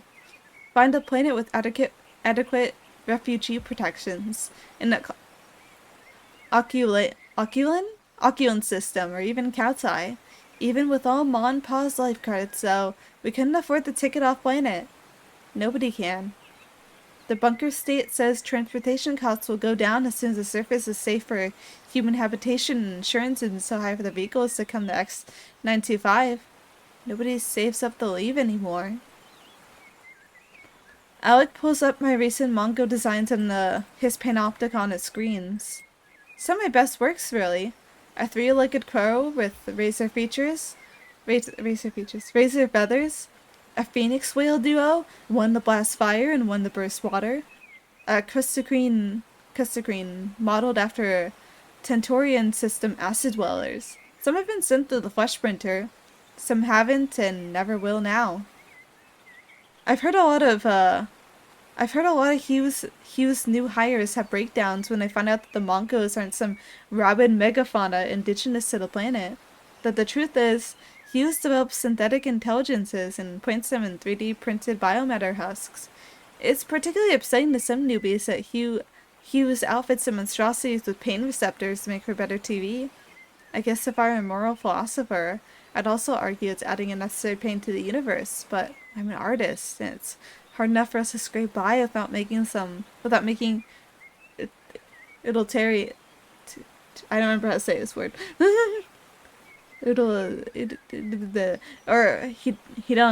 Hedonist analysis. I don't blame the poor bastards who have breakdowns after the first day, though. They always come back anyway. They always come back. They can't escape. They need that job. Ratings have improved after you took over for Jenna, Alex says. Downpipe has expressed that they like working with your designs, too. I shift. It's never good when a superior opens with praise, and the plushness of Alex's seats feels distinctly like an attempt to lure the victim into comfort before biting their head off. It was a collaborative effort, and ratings are bound to go up after we began incorporating more Rhinoceros Galaxy mythology into the Mongols anyway. Sure, pandering to the masses gets us more eyeballs. That's basic business. But in light of the breach, I was looking through your designs and they're wonderful, but I noticed that the Valentine Golding ones have tended to be more extravagant. My heart stutters. I give him a bland smile. I grew up watching her, you know? It might just be that I designed her mangas more meticulously without thinking about it. I'm not doing it on purpose. Well, don't, he says. Littman's talking about retiring her soon anyway. But she gets good ratings. I managed to make it sound like a point of confusion, not a protest. Alec gives me an assessing look, and I can't tell if he sees through me or not. It's better that you normalize the complexity of the designs anyway, else the conspiracy theorists might start getting validated. As for Valentine, if she sinks, she sinks. Val thinks I rigged the engines to give her more aesthetic fights. I let her believe it because I can't tell her about my real job, and because there's something good and satisfying about handing her lies and having her easily accept them. About handing her lies and having her easily accept them because she has to. She trusts me so much. The real answer is this. When I sketch the Mongos that'll be deployed against her, maybe I give them more opalescent eyes that catch the camera so prettily, or acid glands that'll turn the Mongo flames purple when the two collide, or shade their skin with green undertones, which the flesh printer will interpret them in orange blood.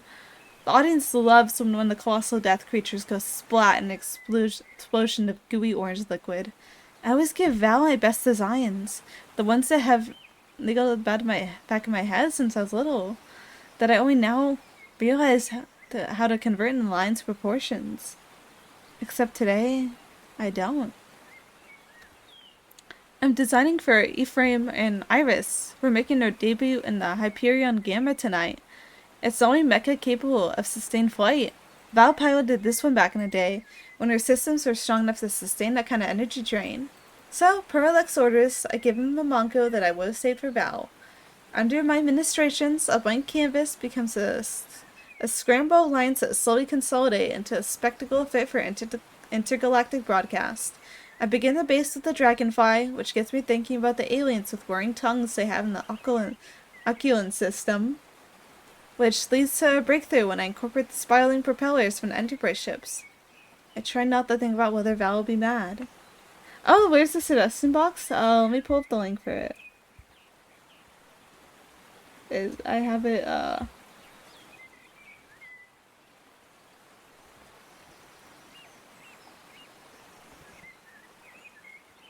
Okay, give me 1 second.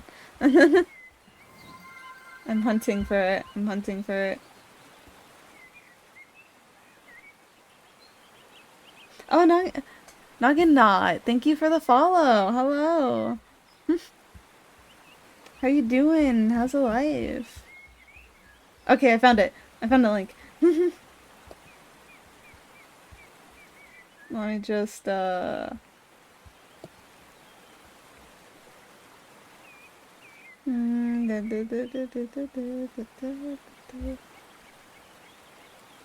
Here we go. Here's the link. I'm gonna send it in chat and I'm gonna pin it. I'm doing pretty good. I went to work and then I got off work and I decided to show up here. That's basically just been my day. I haven't really done much, honestly, otherwise. I'm going to pin this link. I forgot I wanted to do that for each stream. I immediately forgot. There we go. Suggestion box, in case anyone wants to suggest anything. Probably for the near future. I have quite a bit of backlog right now. Yeah, how's your day been? Feel free to tell me, and I'll keep reading. I am looking. I am peeking. Thursdays are writing days. True. I do plan to write tomorrow. That is in the plans. I have chores I need to get done, but the evening is all mine. I work in, getting those hours in. I understand. I'm glad to provide some entertainment while you work. This story is really good, honestly. I like the world it's building. I love mech. It's a little dystopian thing. They make the creatures, and it's all for the spectacle, and also they just trap a bunch of people there. They do. I like gracing my voice to the people. Let's see, where were we? There we were, right here. In the early days, I didn't draw with Val in mind. I drew with what I thought my sister would think was cool. The designs that would make her laugh and point at the TV and say, "Wow, Fee, I can't believe you can do that. It's so cool you draw and then they come to life." I don't know when the coming to life part became a bad thing to her. I shouldn't have told her about what I really do, but I never thought I could be anything but perfect to her back then. When I'm done sketching, I jot down notes along the side for downpipe the parse. The Mongo is capable of multi-directional flight through its propeller wings. The spikes at the front are meant to be fangs. Take inspo from Akio and Enterprise. Maybe the battle music can incorporate their instruments? I hit send and it's done. Quick and simple. Rough sketch, but the engineers have algorithmic generation systems that'll impede the details. It's for engineers and the flesh printers that transform mappings into Mongos. The translation of my sketches and the instructions of how to stitch cells together and ligaments and tissues together. Cells and ligaments and tissues. I draw. The machine makes monsters. The designers, 2 generations above mine, bemoan the tragedy of our abstraction. Back in their day, they needed to draw manga from multiple perspectives and code instructions and languages that the primitive printers can understand. And wasn't that what it means to really understand the work? To me, this kind of thought is no different from the old shitters down bunk and resin, complaining that the youth no longer know how to operate the geothermal pumps that now automatically adjust to seismic movements. In truth, the only way to truly understand our work with no abstractions in between is to study the very electrical impulses of the flesh printer, how drawings become vectors, become binary code, become functions, become instructions, become monsters. You love mech, huh? I have a mech story shelved after 4 to 5 chapters, but I didn't keep about sharing it just yet. Oh, if you want to share it, I'd be down to check it out. Even if it's not finished, like, I'd still be down to just, read it over just to see what could have been, you know. I'm always down for suggestions. I like cool sci-fi and fantasy stuff. Honestly, it's an easy way to get me intrigued on something. Just have, like, a really, interesting, closed-in setting like this, kind of, just like a overreaching government that controls like a small area, like stories like that. There's one I read recently. Maybe I can dig it up another day. It was really good. And even this is a vast oversimplification of the myriad processes that belie computational systems. But hardware has been a dying interest for decades. I don't know how it works. I just draw. Alyssa's calm said, "Meet me in the vents." She didn't have to specify which. The ones tapestried by my old drawings, cheap paint sequences of how I learned to draw. Her face appears often in those, rendered by an increasingly sure hand. Val's mad. She was snipping on the night Ephraim and Iris's debut, but she's always a little on edge when pilots debut. No matter how many times I remind her that her debut is the most rewatched debut in Hugh's streaming library. She pulled on my hair a little harder, left a few more marks along my neck and hips. I memorized their locations in the mirror the next morning. You don't get hickeys or bruises from experiences. Tonight, this was her second fight since Alec threatened me. It was close. Val's never been that close to the maw of a Mongo. Its teeth took off all the panels of the Telesto Epilson's ablative armor. Hughes isn't above letting the occasional pilot get crushed to remind the audience of the stakes, and I clenched my jaw hard enough to crack metal watching her. I want to throttle the reporter who asked whether it's just their time of the month. But there's nothing I can do about it. My sister's still at large, somehow. He was in a bunker state. Together still haven't found her.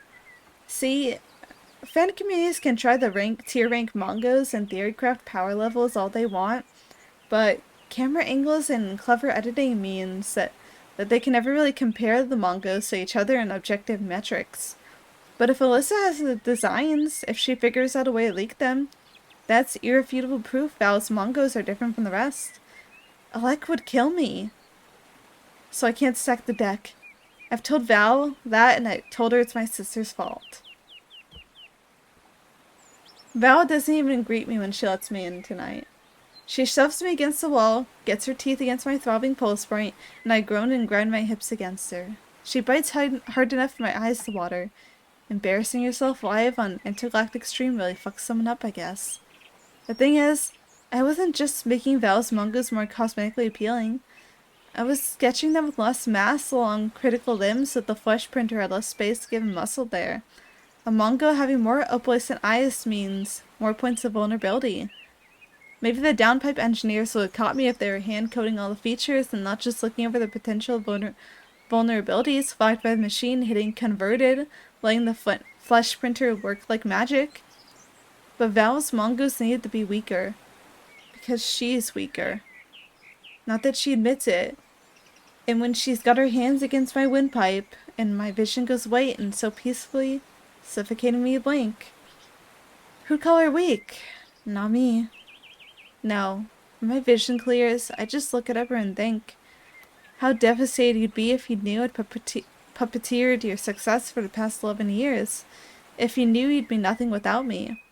Crushed worse than a two-wheeled pilot beneath the Mongo. The next morning, I tabulate all the places I'm sore. I don't make coffee. I repurpose the time to look at the column my sister sent me, like the words will be different if I just refresh my inbox. Then I go to work, where they still won't give me my credentials back. I knew my sister was gone before the investigators ever rapped at my door. I knew when I asked her if she wanted to catch that night's mech fight on screen, and she said she had an essay to write for her interplanetary cultures class. Come on, I said. It's the Valentine Golding's fight they've been advertising for weeks. The mechas have finally cleared a path to the mountain. It's just a few stubborn Mongos left. It's just not interesting to me. You loved the Valentine Golding fights when you were a kid. Mom Melissa on the couch, Paul in the armchair, and me cross-legged on the rug. Mom would splurge a little, get us popcorn and spray butter. Alyssa shrugged and reached over to turn on the lamp. I thought about reminding her whose salary got us the electricity. Well, I don't anymore, she said. I am very thirsty. I forgot to get a drink before this, so I'm gonna go take a little break and grab a drink, I think. We'll continue. We're on like close to the 2/3 mark on the story. It's very good though. I like the tension between the two sisters, the whole Valentine Golding thing, and the way her success has been carried by our protagonist, and just like the kind of like complicity with the system. Just like I kind of just gotta be complicit to survive thing going on. I like it. But yeah, I'll be back. I will get drink and try to survive. Whee!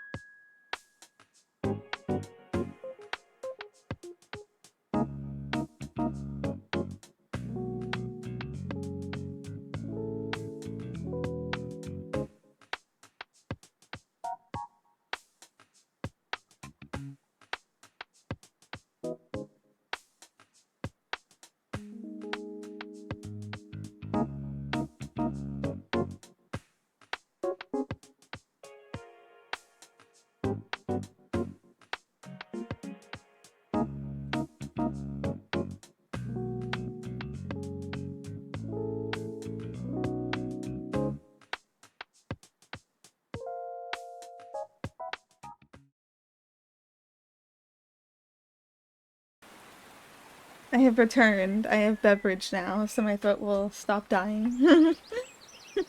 I will survive the night after all. Let's see, where were we? Top of the page, obviously. There's a new kid at Happy Hour from off-planet. People can come from off-planet? Damn, these guys' lives suck. You see all these people coming and going, and they're just like, yeah, I can never leave. It sucks. I will stay hydrated, I promise. I'm surviving. I'm thriving even. Survive and thrive. That's the motto. There's a joke that floats around. The two genders are design and engineering. Owen, one of the downpipe engineers, who specializes in biosynthetic conversion, makes a remark about how bad the job market outside must be if he came here. What do you think of living here? I imagine the lack of sunlight is the biggest adjustment, I say, to be polite. I've heard that what few immigrants we get often come down with panic attacks from the claustrophobia. The new kid, Dodge, and what a strange name it is, gives me a weird look. His tan makes the rest of us look sallow, all cold and sun-deprived. I'm not used to ceilings this low. And the walls shake through the Mongo fights. It's a bit of a shithole, he says. I open my mouth to defend this shithole. My shithole. Before I realize he's right. The Mongos exert a lot of energy on the ground. Before she left, Alyssa yelled at me that the Mongos and mechs have trampled all the planet's wildlife. It's only a matter of time before Val gets brought up again.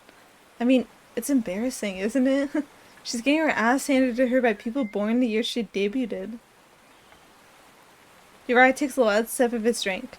Washed up. People like her got lucky 20 years ago and made the mistake of thinking it was talent. Never would have survived today's pool. They talk about her like they know her, like it's their right to lather their opinions over her with their meaty, grasping hands. I bristle. I don't speak. They laugh. Her experiences are getting cheaper, Owen says. Soon, anybody will be able to have her. I type out a message to my sister. If you had real leverage, you would have used it already. You're between a rock and a hard place, and I've got a rope. Let's talk this out. Midnight. Is she gonna kill herself? Val says, I'm thinking about retiring. She didn't come back to her quarters tonight. I waited, and then I went looking for her in the pilot off-boarding quarters. I was surprised she buzzed me in. Then again, she has nobody else. Her co-pilot's already left. She's still half-zipped into her fight suit, like she can bear the idea of stripping off Valentine Golding, Black Widow, Praying Mantis. Mega mecha bitch tonight. I love saying that. Mega mecha bitch. What would you do? I say evenly. She shrugs like it's nonchalant, like she hasn't run over the possibilities in her head. She must have if she's got enough courage to say it now. The media really likes the idea of a romance between me and Grant. We can make a story of it, tell them we want to settle down, and we get enough sponsorships after. It's not a bad life. I'd like to bow out when I'm still on top. Ah, fuck. I see. The lady is just a fling, and you're gonna settle down with this guy, huh? I see how it is. I see how it is. My heartbeat thuds in my throat.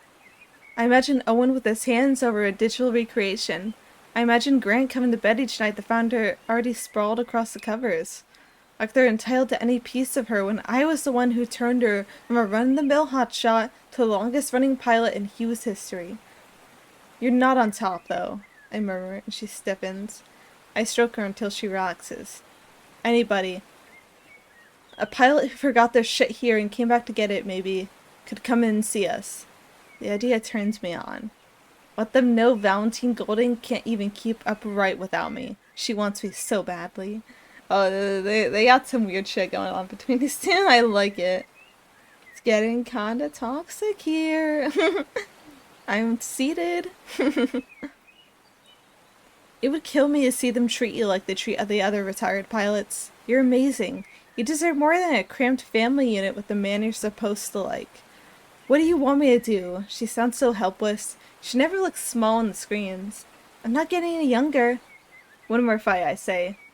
Just give me one more fight, darling. I promise I can fix this. I dropped a message to Alec. My finger hovers over the send button. The clock ticks 1/4 to midnight. The last time I saw my sister, she blew up at me. At first, she told me she'd applied for a job at the shipping quarter. I have some friends there, she said, and you always said the coworkers are more important than the job. It made me proud, because she was growing up. but also a bit tired because it meant she would be reliant on my income for the rest of our lives. It also surprised me because I always thought she'd become a teacher or some other type of intellectual so that she could talk about whether or not the Urala cluster plants were actually a hive mind all day. I couldn't imagine her inputting commands for synthetics to load and unload cargo. That, or did you apply for immigration to Aki or Katsai? It's a long shot, but I remember you talking about doing that. Yeah, when I was 12. She was hunched over her desk, and she spoke to her tablet instead of me. I missed when she would swivel her chair around when she talked to me, which made my next words snippier than they should have been. You always talk about this place like it's a prison. I thought you would have wanted to leave. Her answering outburst shouldn't have surprised me. She'd always been like this. Righteous to idiocy. Probably had the speech prepared. You would have thought that, she sneered. You never wanted to solve any problems. You just want to get up high enough that they don't apply to you. You're being such a mean girl right now, Alyssa. I'm not 12. Don't talk to me like that. Then tell me what's wrong, like an adult. Bea, she said, you can't believe in what you're doing. The bunker is an illegal prison. You're wasting so much biomatter. The Mongos and the mechs have trampled all over the planet's wildlife. I don't know why it was the wildlife deal that snagged me. It's incongruous with the fact that the world's a labyrinth made of recycled air and moving shapes on a television. Let me understand the sky in theory, as a backdrop to be taken into account for lighting and color theory. The Mongos have pain receptors is a statement that slots beside our wine is imported from the Oculin system. Things that are true but aren't really real. I can't bring them back, I said. You're the one making the Mongos. And she looked over her shoulder at me, as if searching for some reaction, and I was taking an exam I didn't know the rubric for. She didn't swivel her chair around, but it was close enough. I crossed the room to her and lifted my hands to her shoulders, needing attention from there like I used to. She let me placate her. I didn't look down her tablet. Maybe I should have. We can't go back to the way things were, she said, which I thought was funny, because what else were we doing? But not that funny, because Val sometimes says maybe she should retire, and I always manage to remind her she doesn't mean it. I wish I could make you care, she said. They make a big announcement of it. Renegade thief taken in by the bunker state for further questioning. They flash some pictures of the events where they arrested her. If you look closely enough, you can see Alyssa's face across the walls, spray paint fading around the edges. Alyssa was always the prettier between two of us, but nobody preferred the haggard lines of her face now, gaunt in a Newscom mugshot like someone scooped out the flesh of her cheeks. I want to hug her. I want to hug her to me. I want to force her to take a slice of the chocolate cakes to keep bringing me to celebrate season wraps. The same way I shoved a ration slice at her when we only had the one. I can't though. She's just pixels and light. Like an experience. Still, I turn off the tablet before I start thinking she can see me and accuse me. You're the one making the Mongos. Hughes existed long before me, and will exist for long after. I don't see how Alyssa can look at so many galaxies whose entertainment is contingent on keeping a civ in some dystopian bunker and decide I'm the blame for the destruction up at the surface. I draw. If I were born on Aki or Katsai, I could have drawn gallery art for intergalactic exchange points. But I was born here, where we have machines that can make monsters. It's a privilege to do what you love for a living. I don't take it for granted. You're willing to testify against your own sister? Alex says. I drag my gaze up from my current sketch. It's one of Val's, a hive mind cluster. I've never done anything like it. Always thought my sister would have hated the unnecessary body as extra gore. But it's art. Shouldn't I? She's responsible for the breach. He's looking at me strangely. Just making sure. When I started out, my supervisors at the time pulled up the mecha dashboard to show me how pilots experience the Mongos. Some empathy exercise, I think. Human-centered design and all that. I'd admired the sleek efficiency of the panel. I guess I'd been expecting it forced to buttons. Interfaces, she said, had the complexity of the machine. That's their job. They give the user a sense of empowerment and freedom. She shrugged. Paradoxically, We deteriorated a lot of the mecha engineering before we got to a model that didn't transfer any external impact to the pilot. I doubt they can even feel when a Bongo goes down. Val was flushed with triumph tonight. Her ratings are up. She let me in. I congratulate her on new sponsorship deals. She doesn't bring up what I do for work. Want to know how I did it? I say. Want to know how I did it? I say. She rolls her eyes and pulls me closer, and a vindictive spark flickers inside me. We're the same as we've always been. Loopholes can be found. Leaks can be smothered. Databases can be scrubbed, cloud-based especially. Hardware would have been better. Some storage chip, maybe. But for all her virtue signaling, Alyssa and I aren't as different as she pretended. I wonder if that doctor feels guilty that he injected and killed her. Her friends at the shipping quarter were so sad, even though she'd only been on the job for 1 day, and I'm not sure how well they could have known each other before that. You're distracted tonight, Val says. She slips a hand between my legs, other pulling my hair back to look at her. Behind her, the window that makes this apartment so coveted displays a barren landscape and a sky sugared with stars. All 8 moons are out tonight. For a moment, I see a flash of green shrubbery emerging from the bone-dry soil, and I almost think it's real. Like I could reach out and pluck it and hold it between my fingers. I'm doing it again. Sorry, I say, trying to concentrate on Val. What, is having Valentine Golding not enough for you now? She reaches over the rifle through the bedside drawer, searching for something adequately punishing. Tell me if it hurts too much, she says. It doesn't, I say, salivating for the relief of this conventional pain, the kind I know will pass. It won't. Damn. That was really good. In the end, nothing changed, and the dystopian continues on. Your protagonist sells out the intrepid, plucky rebellion, and things continue as always.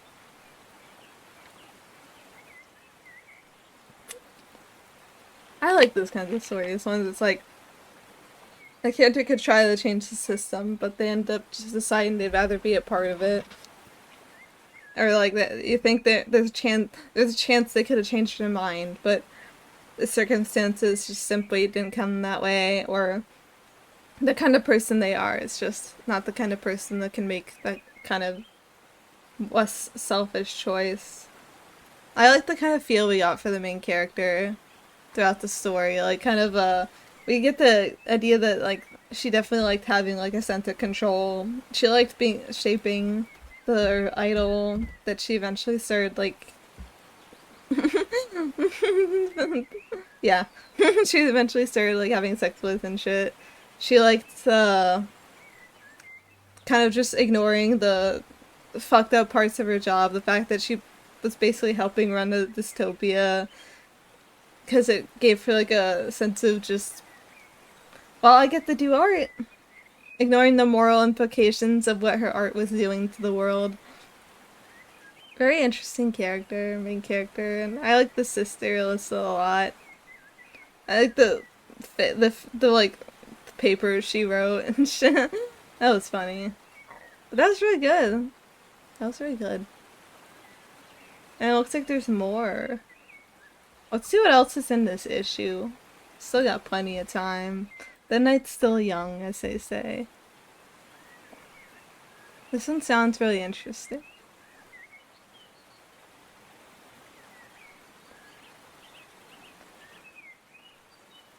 And this one too.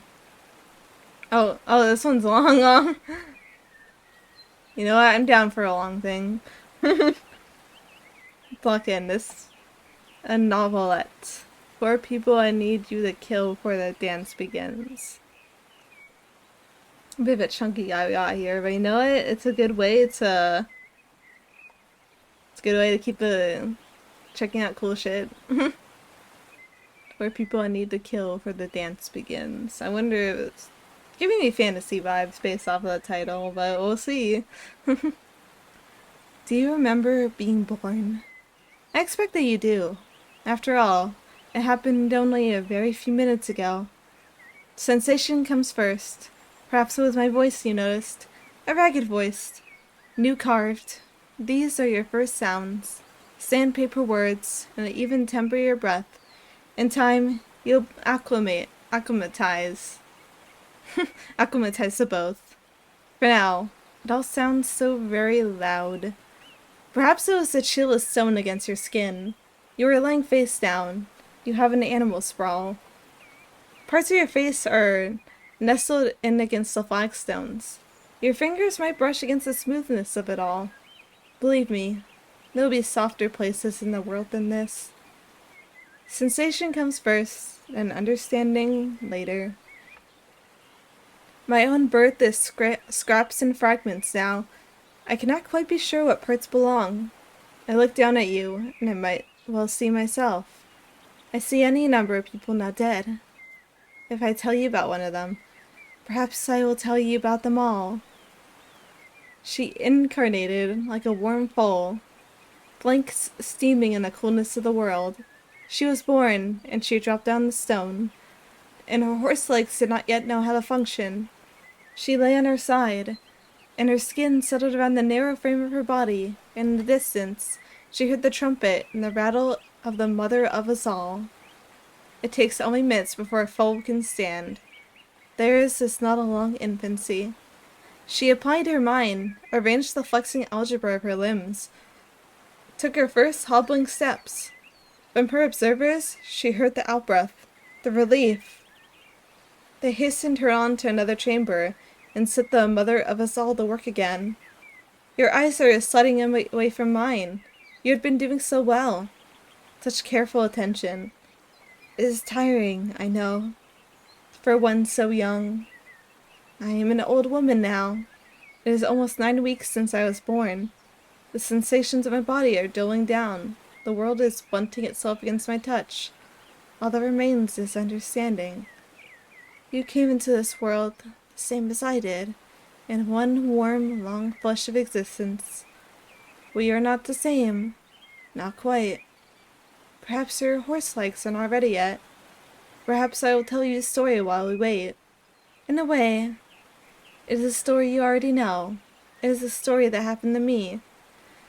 Although I do not mean that exactly. It did not happen to this voice. It happened to us. It even happened to you, newborn that you are. We are woven through it, you and I.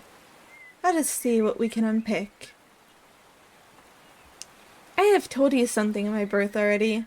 Crumpled and panting, on a floor of stone. The first thing I remember is my own hand, an origami shape built from seam and fold and shadow. It seemed stiff, inarticulate. I do not remember the mother of us all. She had been disguised, hidden away from me with thick plastic curtains. It was only later that I saw her, in all her vows and glory. The plastic was weighed down with condensation. It came off it like sweat. The air was fever-thick and eddying. Behind the barriers, the mother of us all was letting out thick bouts of steam. To me, it seemed the natural order of the world. Today, I have pulled the curtains all aside. It is important you understand the place of your creation. Nothing antiseptic here, nothing sterile. Lemon yellow walls, a dust sheet, pianoforte, a long-forgotten reception room, least loved, most easily adapted. Chairs stacked to a high ceiling, and windows blacked out with cardboard. They installed the mother of us all, and ran her cables deep under the ground, and abandoned her in one isolated wing of a palace that spread like a sickness upon the frosted earth.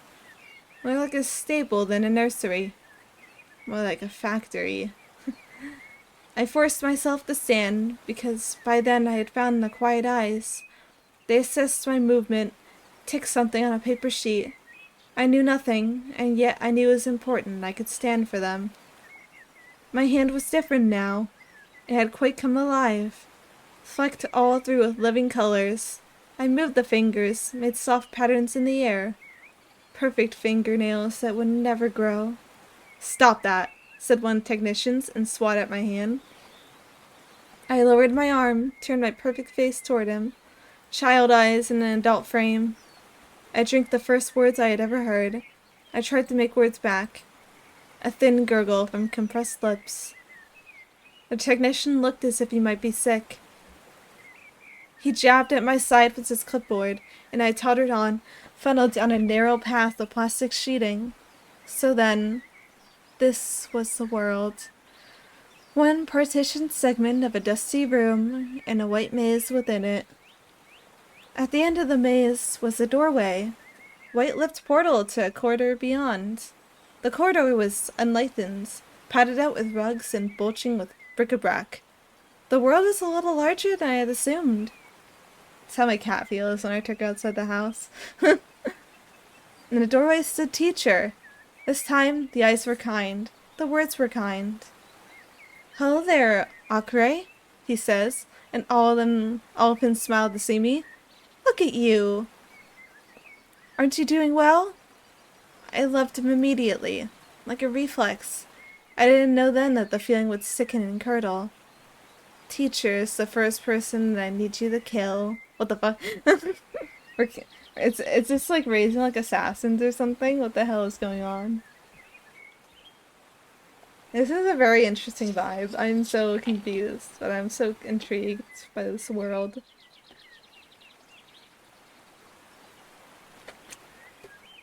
Alright, who do I need to kill? Locked in.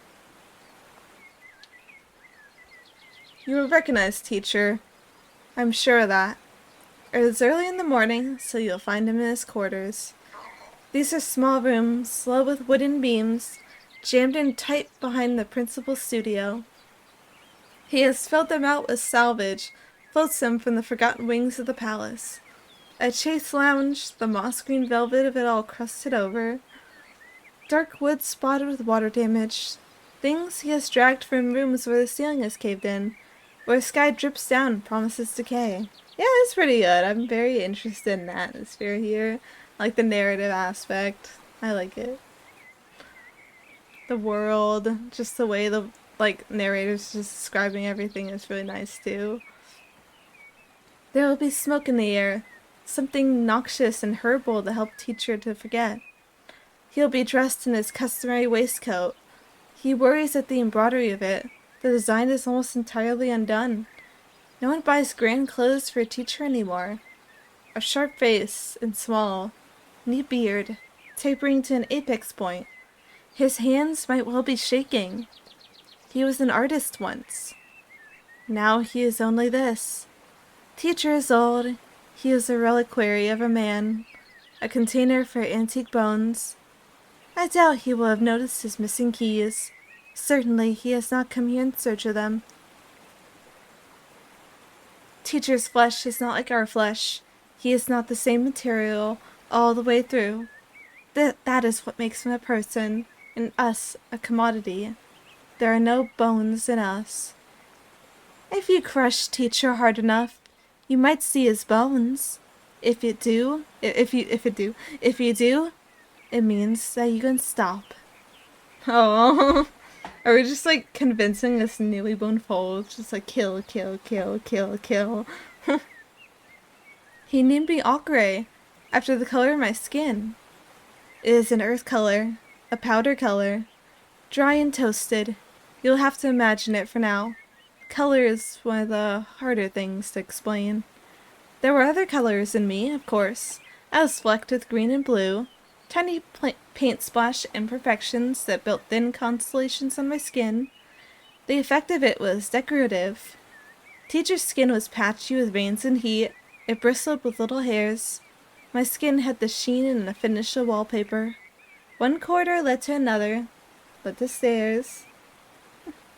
Ochre was an old ingredient for lipstick? Interesting. I see. I need to look at the color for that because I know what color ochre is. Let me look it up. Oh, yep, that's brown, alright. Oh, it's one. It ranges between. I see some that look more orange to me. Brown and orange. A nice hue, regardless. This is. I do like this very much. It's this tight and twisting passageways. Teacher knew it all. He led me in the dance, and I followed him. as we crossed great landings and crept through paneled wooden hallways. Ooh, delicious veggie. I do like veggies. Actually, like, I remember I got these, like, purple beans from, like, a science kit one time, and I found them 10 years later, and I planted them. They still grew. They grew, like, exactly 2 beans, and then they died. But it was fun to try. This was a quiet world, a hunched and gloomy one. Occasionally we would pass another person, pinned in uniform, attending the laundry or adjusting a picture frame on the ladder's peak. They were people like Teacher was a person, and I saw how different this category of being was from myself. Real people had a bulk to them, a weight. I was a paper kite. I might just blow away. I was taller than Teacher by a head, but it meant nothing. The material of my body was insubstantial. Phantom. We came across a vast oil painting. A smirking nobleman, curls in his hair, and rings on his fingers. Deep and glossy black puddled around him. The yellow warmth of my own body reflected back at me from the darkness, framed me alongside. Teacher was so much stronger than us both, in his stained gown, his frayed waistcoat. "These are the servant stairs, Alcray," he told me. I tried to echo the words back, and he laughed. "That's alright, sweetheart. It takes some getting used to." We walked in silence after that. I wondered when my words would come as easily as Teacher's did. I did not wonder where he was taking me. I loved Teacher, and I trusted him. Teacher was my oldest friend in the entire world. Oldest of 20 minutes. I mean, that can be quite a long time, someone just born. Eventually, we came to a landing that was altogether undecorated. The adjoining corridors were of a plainer style. There were no paintings of any kind. Teacher pointed to a battered set of wooden doors. They had once been painted green, a green that over time had flaked away to decorate the floor below. "It's just through here, Alcray," he said, and something in me knew he was right. Knew even before he said it that this was indeed our destination.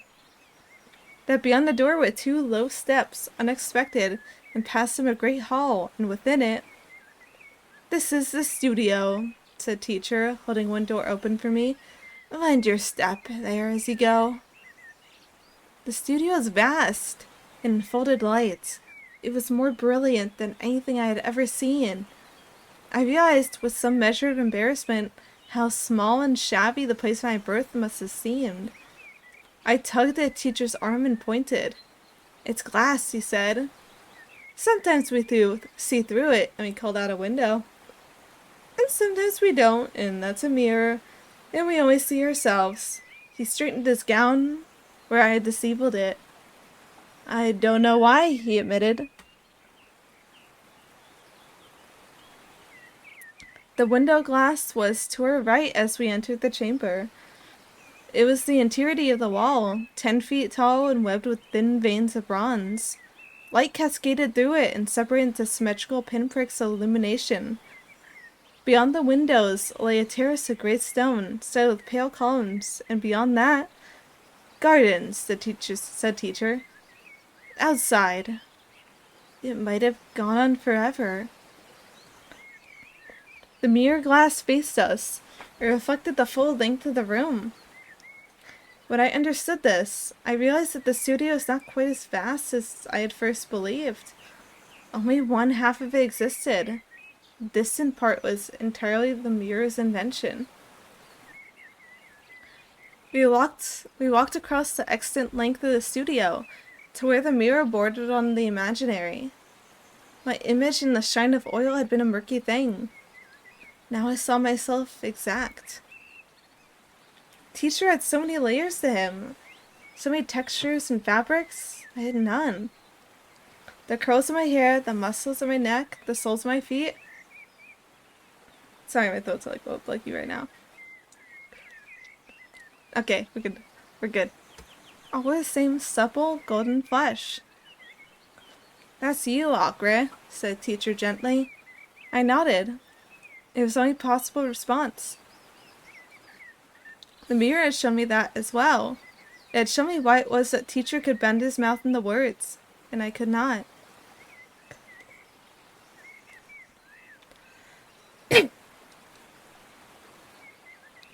Okay, there we go. Teacher rang a bell then, and I recoiled at the sharpness of the sound. A far door opened in response. Figures poured through the dapple of window light. With a thrill, I realized that these were people in the same way that I was a person. Thin and angled, products of design. Oh, thank you. Alice sneezes. The colors of them varied, each a base tone freckled with brighter, more vivid notes. Each face was beautiful and proud, as mine was. Each too had the same awful, constricted mouth. Their lips were fixed in perfect puckers. The sides of them were sealed into place, pressed together in a rigid kissing formation. The only gap was at the very center, a narrow aperture for sound and breath. Our voices sealed in our throats, caught tight behind the perfect, sharpened curve of a Cupid's bow. Teacher had my arm. He pulled me back with him to the distant edge of the studio. He rang the bell again, and the figures began to dance. At the time, I had no point of comparison. I could not tell you how they danced, only that their bodies looped and joined, and the colors of them bled across the room. That they made one shape and one flesh, and then broke apart in limbed fractals. Now, I have seen a little of the world. I have seen flocks of birds in tidal murmuration, a fluid creep across the vaulted dimensions of the sky. But then, you have not. I keep forgetting all these things you do not know. The pattern was intoxicating. I was enraptured, and yet it was apparent to me that there was a flaw. A ragged wing, a feather out of place, a hole in the center of the dance. I watched for a while. The steps were illogical enough. The muscles of my body longed to stretch themselves into those same shapes. Silently, I entered into the dance, allowed myself to dissipate into the ebb and flow of it. My body intertwined, subsumed. We danced, and as we did so, we were one creature in many parts. In time, our dance was done. Teacher rang his bell. The dancers milled about the great hall, clustering in groups or staring vacantly through the high windows. They cooed to each other through pursed lips. Not a language, nothing so complex. Animal sounds, a demonstration of emotion. The empty twittering of paper birds. I noticed that a great many of them were holding hands. I made my way to teacher, who was sitting on a bench and watching his pupils pool and drift. There was something different in his eyes than there had been before. The smell, too, spiced and aromatic. "You are a dancer, Ochre," he said, and his voice caught as he said it. "You live here in Winter's End with us. That is what you are for." I nodded at that and waited.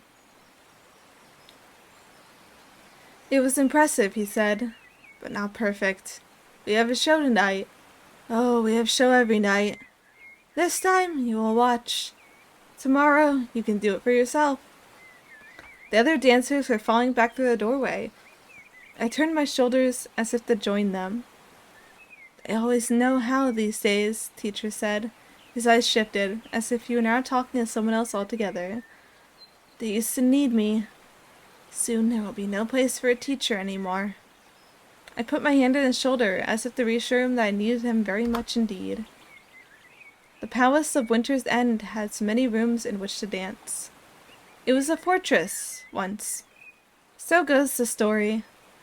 There is a castle at the palace art, a sunken walnut at the center of a layered cake, a brittle core hemmed all around with pleasure gardens, with painted plaster and the pastel coloring of the state. Its masters had built it as a promise to the people of this land, a guarantee that they were not alone. The native fields were not uneased to frost. It came, it went. This was the regularized story of the seasons. Ice would form in the surface at Great Lakes. There would be skating, there would be midwinter celebration. After all of it, the thaw. The fields would overrun with shoots. The creatures would give new birth. When they came to this land as travelers, with no thought of conquest in their minds, there had been no thaw. Ice remained unbroken on the surface of the Great Lakes. Crops had failed. Animals had sickened. Children were born frail and later died. The days grew and the nights shrank, and the pyramid of the year was overturned, and in all of it the same. These kindly travelers were much disturbed. They came from a sister world, they said, a place of talent and renown. It grieved them to see its land and its people so hurt. It grieved them very deep indeed. The first thing that they did was build a barrier of stone, a fortress that stood against the wind chill and the cold. They said within it is heat and light. Shelter with us for a while. We promise that we won't go. We promise we have come to make this winter end. They had resources on that sister world. They had clever minds and electrical devices. They had a company that bore their family's name and so could be turned to any purpose. The castle grew, and the travelers were rewarded with high office by acclamation of the state. Over time, the travelers explained that their task was more complex. They urged patience as flat-nosed machines stamped their way across the nearby fields and put down marker stones. There was a time for all things, as the busts of their ancestor were wheeled in by the caseload, while the writing tangle of their initials was imprinted onto patterned wooden floors. Now the palace stands here as a promise, and the people of this land, those that survive, are still welcome inside. If only they are painting a frescoed ceiling, or dusting the multiplicity of glass, mirrored and unmirrored, that make up a single cascading chandelier. The green and fertile lawns of the palace are anchored all around with glow orbs, repositories of heat and light. Within the grounds, the grass grows very well indeed. The descendants of those first travelers have very little concern for winter's end. Far more important that they have room enough to dance. Okay. So originally, there were people there, and these travelers come by, we have technology. And now it's, ages later, and nobody gives a shit anymore about the people, and they're just we have ours now. You guys will be fine.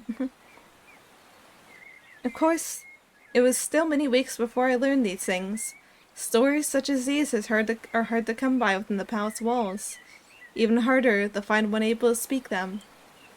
On that first night of my short life, the venue chosen as the ballroom of the Incarnadine thread. I think I'm saying that right. I remember very clearly the heat of it, the warmth generated by mass of people, each of them with hairs and clothes and greedy, grasping metabolisms. Such an interesting way to describe them. I like that. With grasping metabolisms. I mean, yeah. They seem pretty starved for entertainment. We filtered in amongst them, smooth nights of calm in the soporific gloom. They regarded us with curiosity, with hunger, with boredom. A novelty for some, a commonplace for others. Teacher and I lurked in one plush corner of the great hall and watched. The guests tripped and giggled amongst themselves. My fellows took them by the hands and brought them into our design.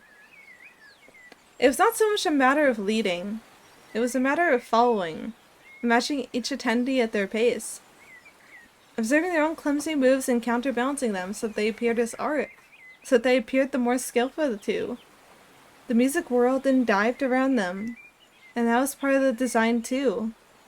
The guests were being woven into something beyond their own sight, something mesmerizing and concordant, and yet improvised in each individual movement and moment. Interesting. So it's not really they're dancing on stage. They're dancing with the people, I see.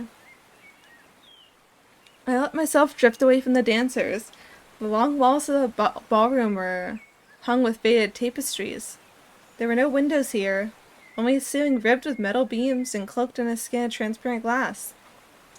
Above us, snow twisted in the evening wind and melted on contact. Water spilled away into iron gutters. The family brought those with them, teacher told me, gesturing to tapestries. The artistry was patchwork somehow. A bustle of figures, uniforms, dresses, each layered one above the other. Soft fabric and cacophony. Heirlooms, teacher said. It's a family tradition. Every generation is stitched the next lot in. It seemed to me a flawed tradition. Already the tapestries were thick and overpopulated. I wished I could ask teacher how it would work. Whether one day, when the space was all used up, the family might sigh and cut down their scarlet tapestries and spread them on the patterned fuller. Whether they might unpick their progenitors and weave their children in their place. I was newborn, but even then, it seemed quite clear. The world has only so much thread. The dancers traded partners, guided them through a long archway of speckled limbs. Above us, gigantic figures bulged from the walls and twisted threads. Their faces were as hollow and as vacant as my own. I studied one, a composite creature, woven together from a mass of silver strands. Some had come loose, frayed away from the whole. Alone, they were so pale as to almost disappear. Together, they had a firmness to them, a rigidity. Together, they formed a man. Funny you should be looking at that one, said teacher. That's him. Thomas Pendragon, Lord and Master of Winter's End. We were distracted by a peal of laughter as the first dance came to an end. Thomas Pendragon is the second person that I require you to kill. Oh shit, 555 words, hell yeah. Clap, clap, clap, clap, clap. I'm clapping.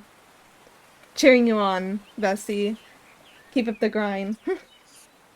We're killing a second person tonight, it seems. So it does say 4 people I need you to kill, so I'm expecting 2 more people to kill.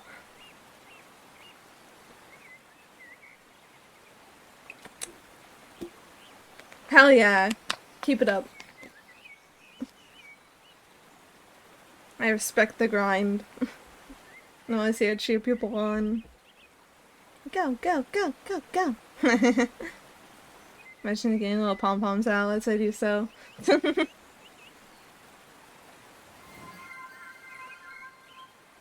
Oh. Oh, thank you for the follow, Yappy Nice to have you around. I got the vibes here tonight. Yeah, now let me prepare my voice once more. Most likely, Thomas Pendragon will be asleep. He is a grey man. Grey clothes, grey hair, grey face. He is composed of silver threads. He was present that night. Teacher pointed him out to me afterward. Not a willing participant him. Not red-cheeked and flushed from the dance. There's not enough blood in him for that. No, Thomas is not like his sister that way. He prefers instead to watch. He plays the benefactor. He gives a measured smile and raises his glass in recognition of a face he knows. He owns us, technically speaking. We are his possessions. He may have had us professionally insured. He sits in a palace that is devoted to his pleasure, and despite it all, he is still so grey, so worn. He does not seem to revel in his dominion. His mastery over us, our deaths and lives, inspire no great emotion. Perhaps he will say nothing when you appear and destroy him. Perhaps he will not even wake. Oh, this narrator is going in on this guy. There's anger in every sentence, and I like that. Teacher was quiet on the walk back to the studio. By necessity, we were quiet, also. My fellows seemed enervated by the experience.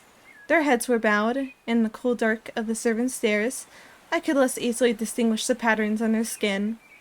The guests had tired of dancing. Their starched collars drooped with sweat. Their crinolines were in a state of compromise. Their soft skin threatened to overheat. Thomas Pendragon, cool and sallow and undisturbed, the pressed lines of his trousers still scalpel sharp. The murmur of instructions, a wave of one pale hand. Tables were arranged, heavy cloth and silverware, shining skin on transparent consomme. The guests all took their seats. Through it all, the dancers never stopped. Rich courses came, hulking platters of meat and leaf and shelled creatures from undersea. There was laughter, In conversation, in one corner of the room, the dance continued. A mosaic that flexed and breathed and warped, even the musicians all had packed away. As the guests retrieved their coats and kissed each other's cheeks and gave wobbling curtsies to Thomas Pendragon's bloodless form, still they danced. Damn, give them a lunch break at least. They shuffled their way back into the studio, and teacher looked over at them and saw his flowers wilt. "I know, my darlings," he said. "I know." Do they need to eat it? Like, it's kind of fucked up. They just eat this whole meal in front of these poor creatures. And they even give them horse legs and force them to dance. That's crazy. Earlier that day, I had seen into the chamber that lay beyond the studio. An undecorated place, bare walls lit by low sconces. Bolted into a distant height of the ceiling, a gridded metal thing, a tangled cage of copper piping and aching, laborious pistons. Now, teacher opened a panel disguised behind a wooden seam. His hands flickered across dials, adjusted two stubby, green-handled levers. The metal canopy began to descend and unfurl long tubing from the carriage of itself. I fought myself against the wall, and teacher laughed. I wondered if we had somehow done wrong, if he meant to kill us all. My fellows did not share in my alarm. They crowded beneath the mechanism and fox. They cooed happily, simple sounds, and upturned their heads to better watch the pipes outstretch. Their dull eyes came alive at last with eagerness. I watched as they each fitted themselves to prescribed positions on the floor. Watched as copper fingers pushed their way down, brushed against the fixed material ups, and then pierced further still.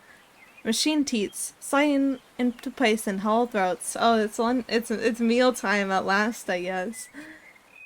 One tube glimmered out of place, not yet lodged inside the aperture of her frozen mouth. Teacher nudged me toward it. I looked back at him with desperate eyes. He nodded his assurance.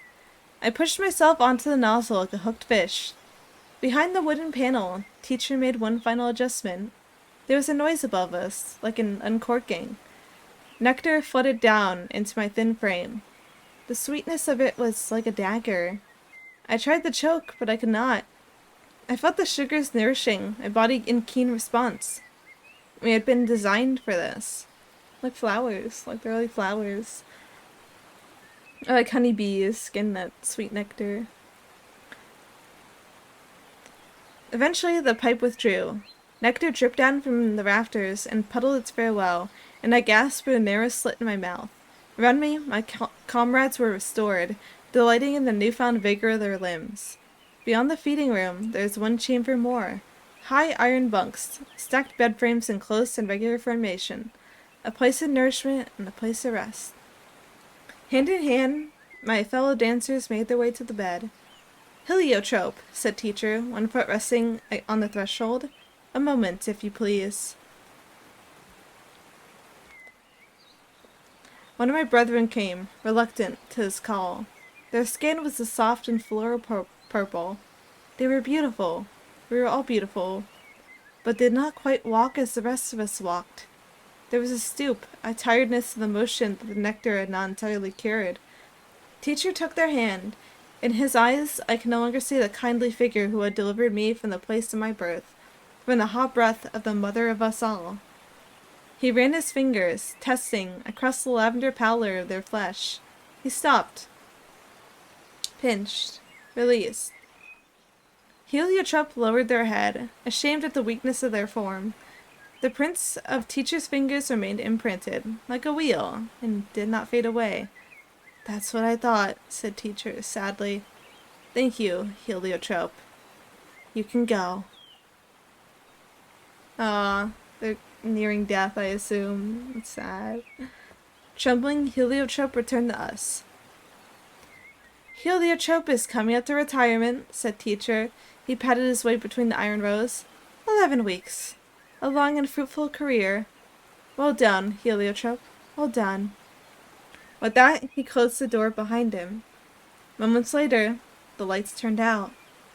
Within the dormitory, everything was dark and still. I acclimated accustomed my eyes, made them focus on the stringy metal of the bunk above. I prepared myself to learn sleep.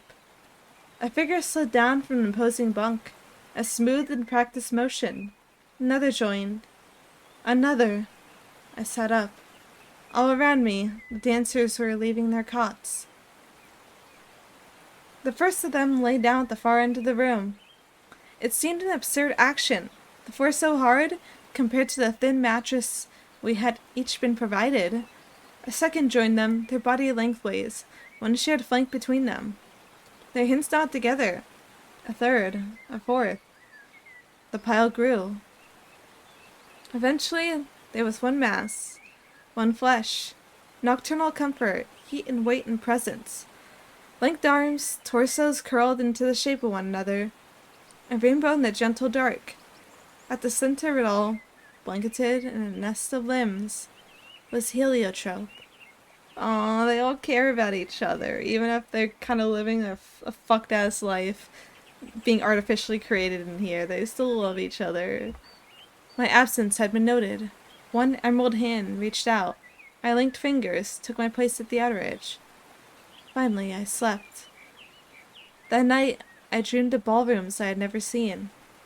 In the morning, when I arose, Heliotrope was gone. They shot that poor kid out back. Holy shit. That's fucked up. It's a fucked up life to live. You just made entertainment. You get, like, injected food, and then you just eventually die, and everyone's like, well, time to print another one. I see a theme with this issue. The creation of life. The unethical creation of living beings for entertainment. That next night, we danced in the paper lantern ballroom, and the ribbed yellow of the light made us appear as lanterns too. We had rehearsed in the day, step and counterstep and poise and turn. In the mirrored wall, our number doubled. It was something like an army. I watched myself in the mirror, and teacher was watching too. And so I made sure to stumble once or twice. I was careful of that. I promised I still had things to learn. I danced among the paper lanterns to the indifference of the crowds, and when the night came, I lashed myself to the copper pipe and drank greedily from my allotment of nectar. Next night, we danced in the gallery of ships, where the marble walls are decorated with salt-stained prows of ancient vessels. The next night, in the room of birds. The next. I was no longer quite so young. New dancers came, fresh foals gathered in by teacher. The dance was inside them too, instinctual, like breath. Teacher despaired of that, lost himself further in spice and smoke. I learned to recognize the faults and fissures in us all. We aged fast and poorly, our skins deformed, our strength eroded. We hid our stragglers in the center of the dance. We guarded them from teacher, his watchful shepherd eyes, watchful even through the haze. They would falter in the end. They would be marked out for retirement. Silently, we would comfort them, drape our bodies all around. I dreamed of a new ballroom every night. Long halls, busy with statues, cold white faces that protruded from mineral swirls. Staterooms and banquet halls and cavernous velveted bedchambers. 100 painted satyrs. Auditoria like gaping mouths. Sometimes I might see a room I thought familiar. The language that we shared was basic. It was love and touch and halting monosyllabic expressions. It was not equipped to soothe the stress when I wandered into a candlelit cathedral and recognized it from a nightmare. Now, of course, I understand. I could see that each of us dreamed the same in our childhoods. Sensation first, and understanding later. Our footsteps guided by nostalgia, by memory, by ghostly tread. I thought of freedom in my imperfect way. My revolution was limited by experience. No wish for the outside world, for heated gardens, or above them, ice and howling air. Only thought that I would like to be asked, for a teacher to say, "Okray, darling, would you like to dance in this precious night?" And for me to part my lips and answer as I pleased. Thomas Pendragon was rarely cited. Some nights, perhaps, at the back part of a crowd, or watching from a gilded balcony, smiling to himself and utterly alone. Perhaps he was keeping himself distant from her. That at least I could understand. She was young and beautiful. Often she would be late. She might shoulder her way in, ball gown half assembled, staggered to have missed the opening of the show. She might cut, unthinking, through an arcing call and response, disrupting the very object of her giddy joy. Dark curls of hair spilling over a soft face, childish and ready for delight. Hands that clapped, deep inside the long velvet of her gloves. Clara Pendragon, sister of Thomas, co-sharer of the familial empire, co-ruler of the Palace of Winter's End. She would bound up to us, and her eyes would reflect the coins, lost in darkness, eager, metal, vicious. "Where's Cerulean?" she would shout over the music swell. "I want to dance with Cerulean!" It will come as no surprise that Clara Pendragon is the third person you will have to kill. We're already up to 3, and I'm curious if we're gonna see any of the killing in question. Before the dance begins, Clara Pendragon has not yet gone to bed. She occupies different hours than her brother in everyday society. She may be dancing even now. I would suggest an inspection of her bedchambers. It will be apparent if she is there. After that, you must patrol the ballrooms, the libraries, the kitchens. This palace is never more hers than in the nights. She floats through it, radiant, blowing kisses to the portraits of the long dead, dabbing her fingers in the jam jars and the powdered sugar. Oh, that's gross. Your germs are getting in there. Why would you do that? I know this from Cerulean. Clara has taken prisoners from her ranks and incorporated them into her nocturnal carnival world. It is quite a thing to dance all day, and then to lose one's night. I do not mind how you kill her, so long as you do it thoroughly. I want her to suffer, specifically. I did not understand then that Cerulean was tracing the bounds of her own silent rebellion. Our time was all used up in performance, rehearsal, recovery. We were cogs fitted to a single purpose, and our minds were locked away, made private, even when our bodies heaped and spilled over one another in the dormitory dark. My mind is overflowing with my own narrow recollections, my own jigsaw understanding of the world, haunted by sights I had not seen. It did not occur to me that others saw them too, that others had pieced together articles I had not. I was only dimly aware of Cerulean's absences. They afforded her no status, no privileged teacher. If she missed rehearsal, we simply left a place vacant for her in the dance. If there was one iron cot unslept in, we took comfort there was Cerulean's, and Cerulean always returned. There is no plan. That is why Cerulean failed, and we shall not.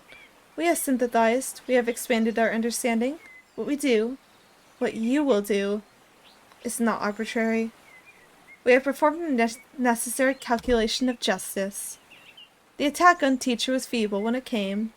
That night we were to return to the ballroom of the Incardinane thread. Cerulean had joined us late. She had slipped into our ranks like a blue shadow, her face a perfect mask. That is perhaps our one advantage. It is very hard for real people to ever be sure what we are thinking. The first of us was stepping through the green door of the studio when it happened. Cerulean lunged at teacher, and a noise that came from her fixed lips was something like a sigh. She struck him, and it was a leafy thing. It was inconsequential. Teacher stood, and Cerulean collapsed against him. And for a moment he might have thought to doubt his senses, until she wrapped her sapphire fingers around his throat. He swore then, and lifted her bodily away. I thought back to my own beginning, the painting on the stairway, and how teacher's body, bound and trembling, far outranked her reedy frames. He held Cerulean aloft, and it did not matter that she was the taller of the two. It did not matter that their limbs were firm, and that teacher's bones ached every time it rained. "Is this what you think of me?" he cried, and his eyes passed over us all. "Is this really what you think of your teacher?" We shook our heads, righteously shocked at this assault. Teacher is our oldest friend. Whatever my objections to the order of our world, my quarrel had never been with teacher. He was a thing apart, inviolable, sacrosanct. He had her by the throat now. The struggle had inverted. Cerulean's eyes bulged, and she cooed out long, wordless call for aid. None of us moved. It was clearer now than it had ever been. Even if the mirror was not a lie, if our ranks had doubled to something like an army, we could never overwhelm him. Teacher was a sick old man, but he was true flesh, and that meant he could destroy us all. Cerulean was on her knees now. Teacher's frail hand was closed around the flexing cable of her wrist. "It is important," said Teacher, "that you all understand. You are ephemeral." And he tore away 2 fingers from her hand, as if they were paper. Aw, shit. Yeah, this would psychologically affect me for the rest of my short life, too, if I saw this. There was no blood. There's nothing of that sort inside of us. The fingers curled and stilled on the wooden floor. Cerulean balled herself at Teacher's feet and did her best to sob. Teacher stormed away into the next room. None of us went to Cerulean's side. His bearded face peered out from the far doorway. He wrung his hands together. "I did not enjoy doing that," he said. He must have triggered some alarm in there, a failsafe built into the hidden panel, because moments later the doorman had arrived. We parted as a thin sea. The doorman did not belong to the studio world. His vastness dominated it. In the mirror, there was a second doorman. He imposed himself twice over on our hall of glass and bronze. If Teacher was the weakest of his kind, the frailest, and then the doorman? A giant. A monster. Something even you might struggle to slay. He had no business with us. He belonged elsewhere. A great shadow in a darkened stair, a watchful guardian of doorways, protector of Thomas and Clara Pendragon both. The doorman lifted Cerulean over one broad shoulder and carried her away.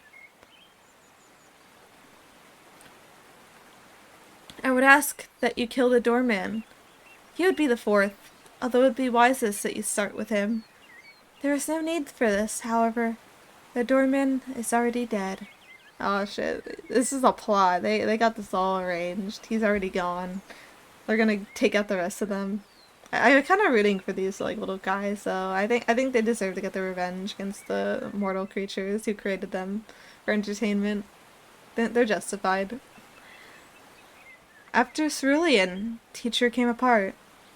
I don't think it ever occurred to him that there might be wrath, that his children might look at him and think of vengeance. Now the truce was broken. He hadn't even known there was a war. His hands were forever his waistcoat, tearing at the design, unpicking piece by piece. He trailed thread. He frayed. His living quarters were thick with smoke, and there were white flicks at the corner of his eyes. I thought of the Pendragon tapestries, ancestral figures in slow decay. Alright, I'm gonna take a sip real quick.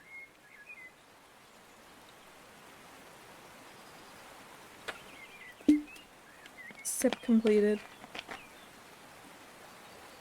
A few weeks before the disaster, I visited Teacher in his quarters. I was into middle age by then. 5 weeks had passed since my world had been one section of a liminal room and a plastic maze within. 5 weeks since heliotrope and the beginning of it all. We had taken the checking on Teacher in the afternoons. How it started, I cannot say.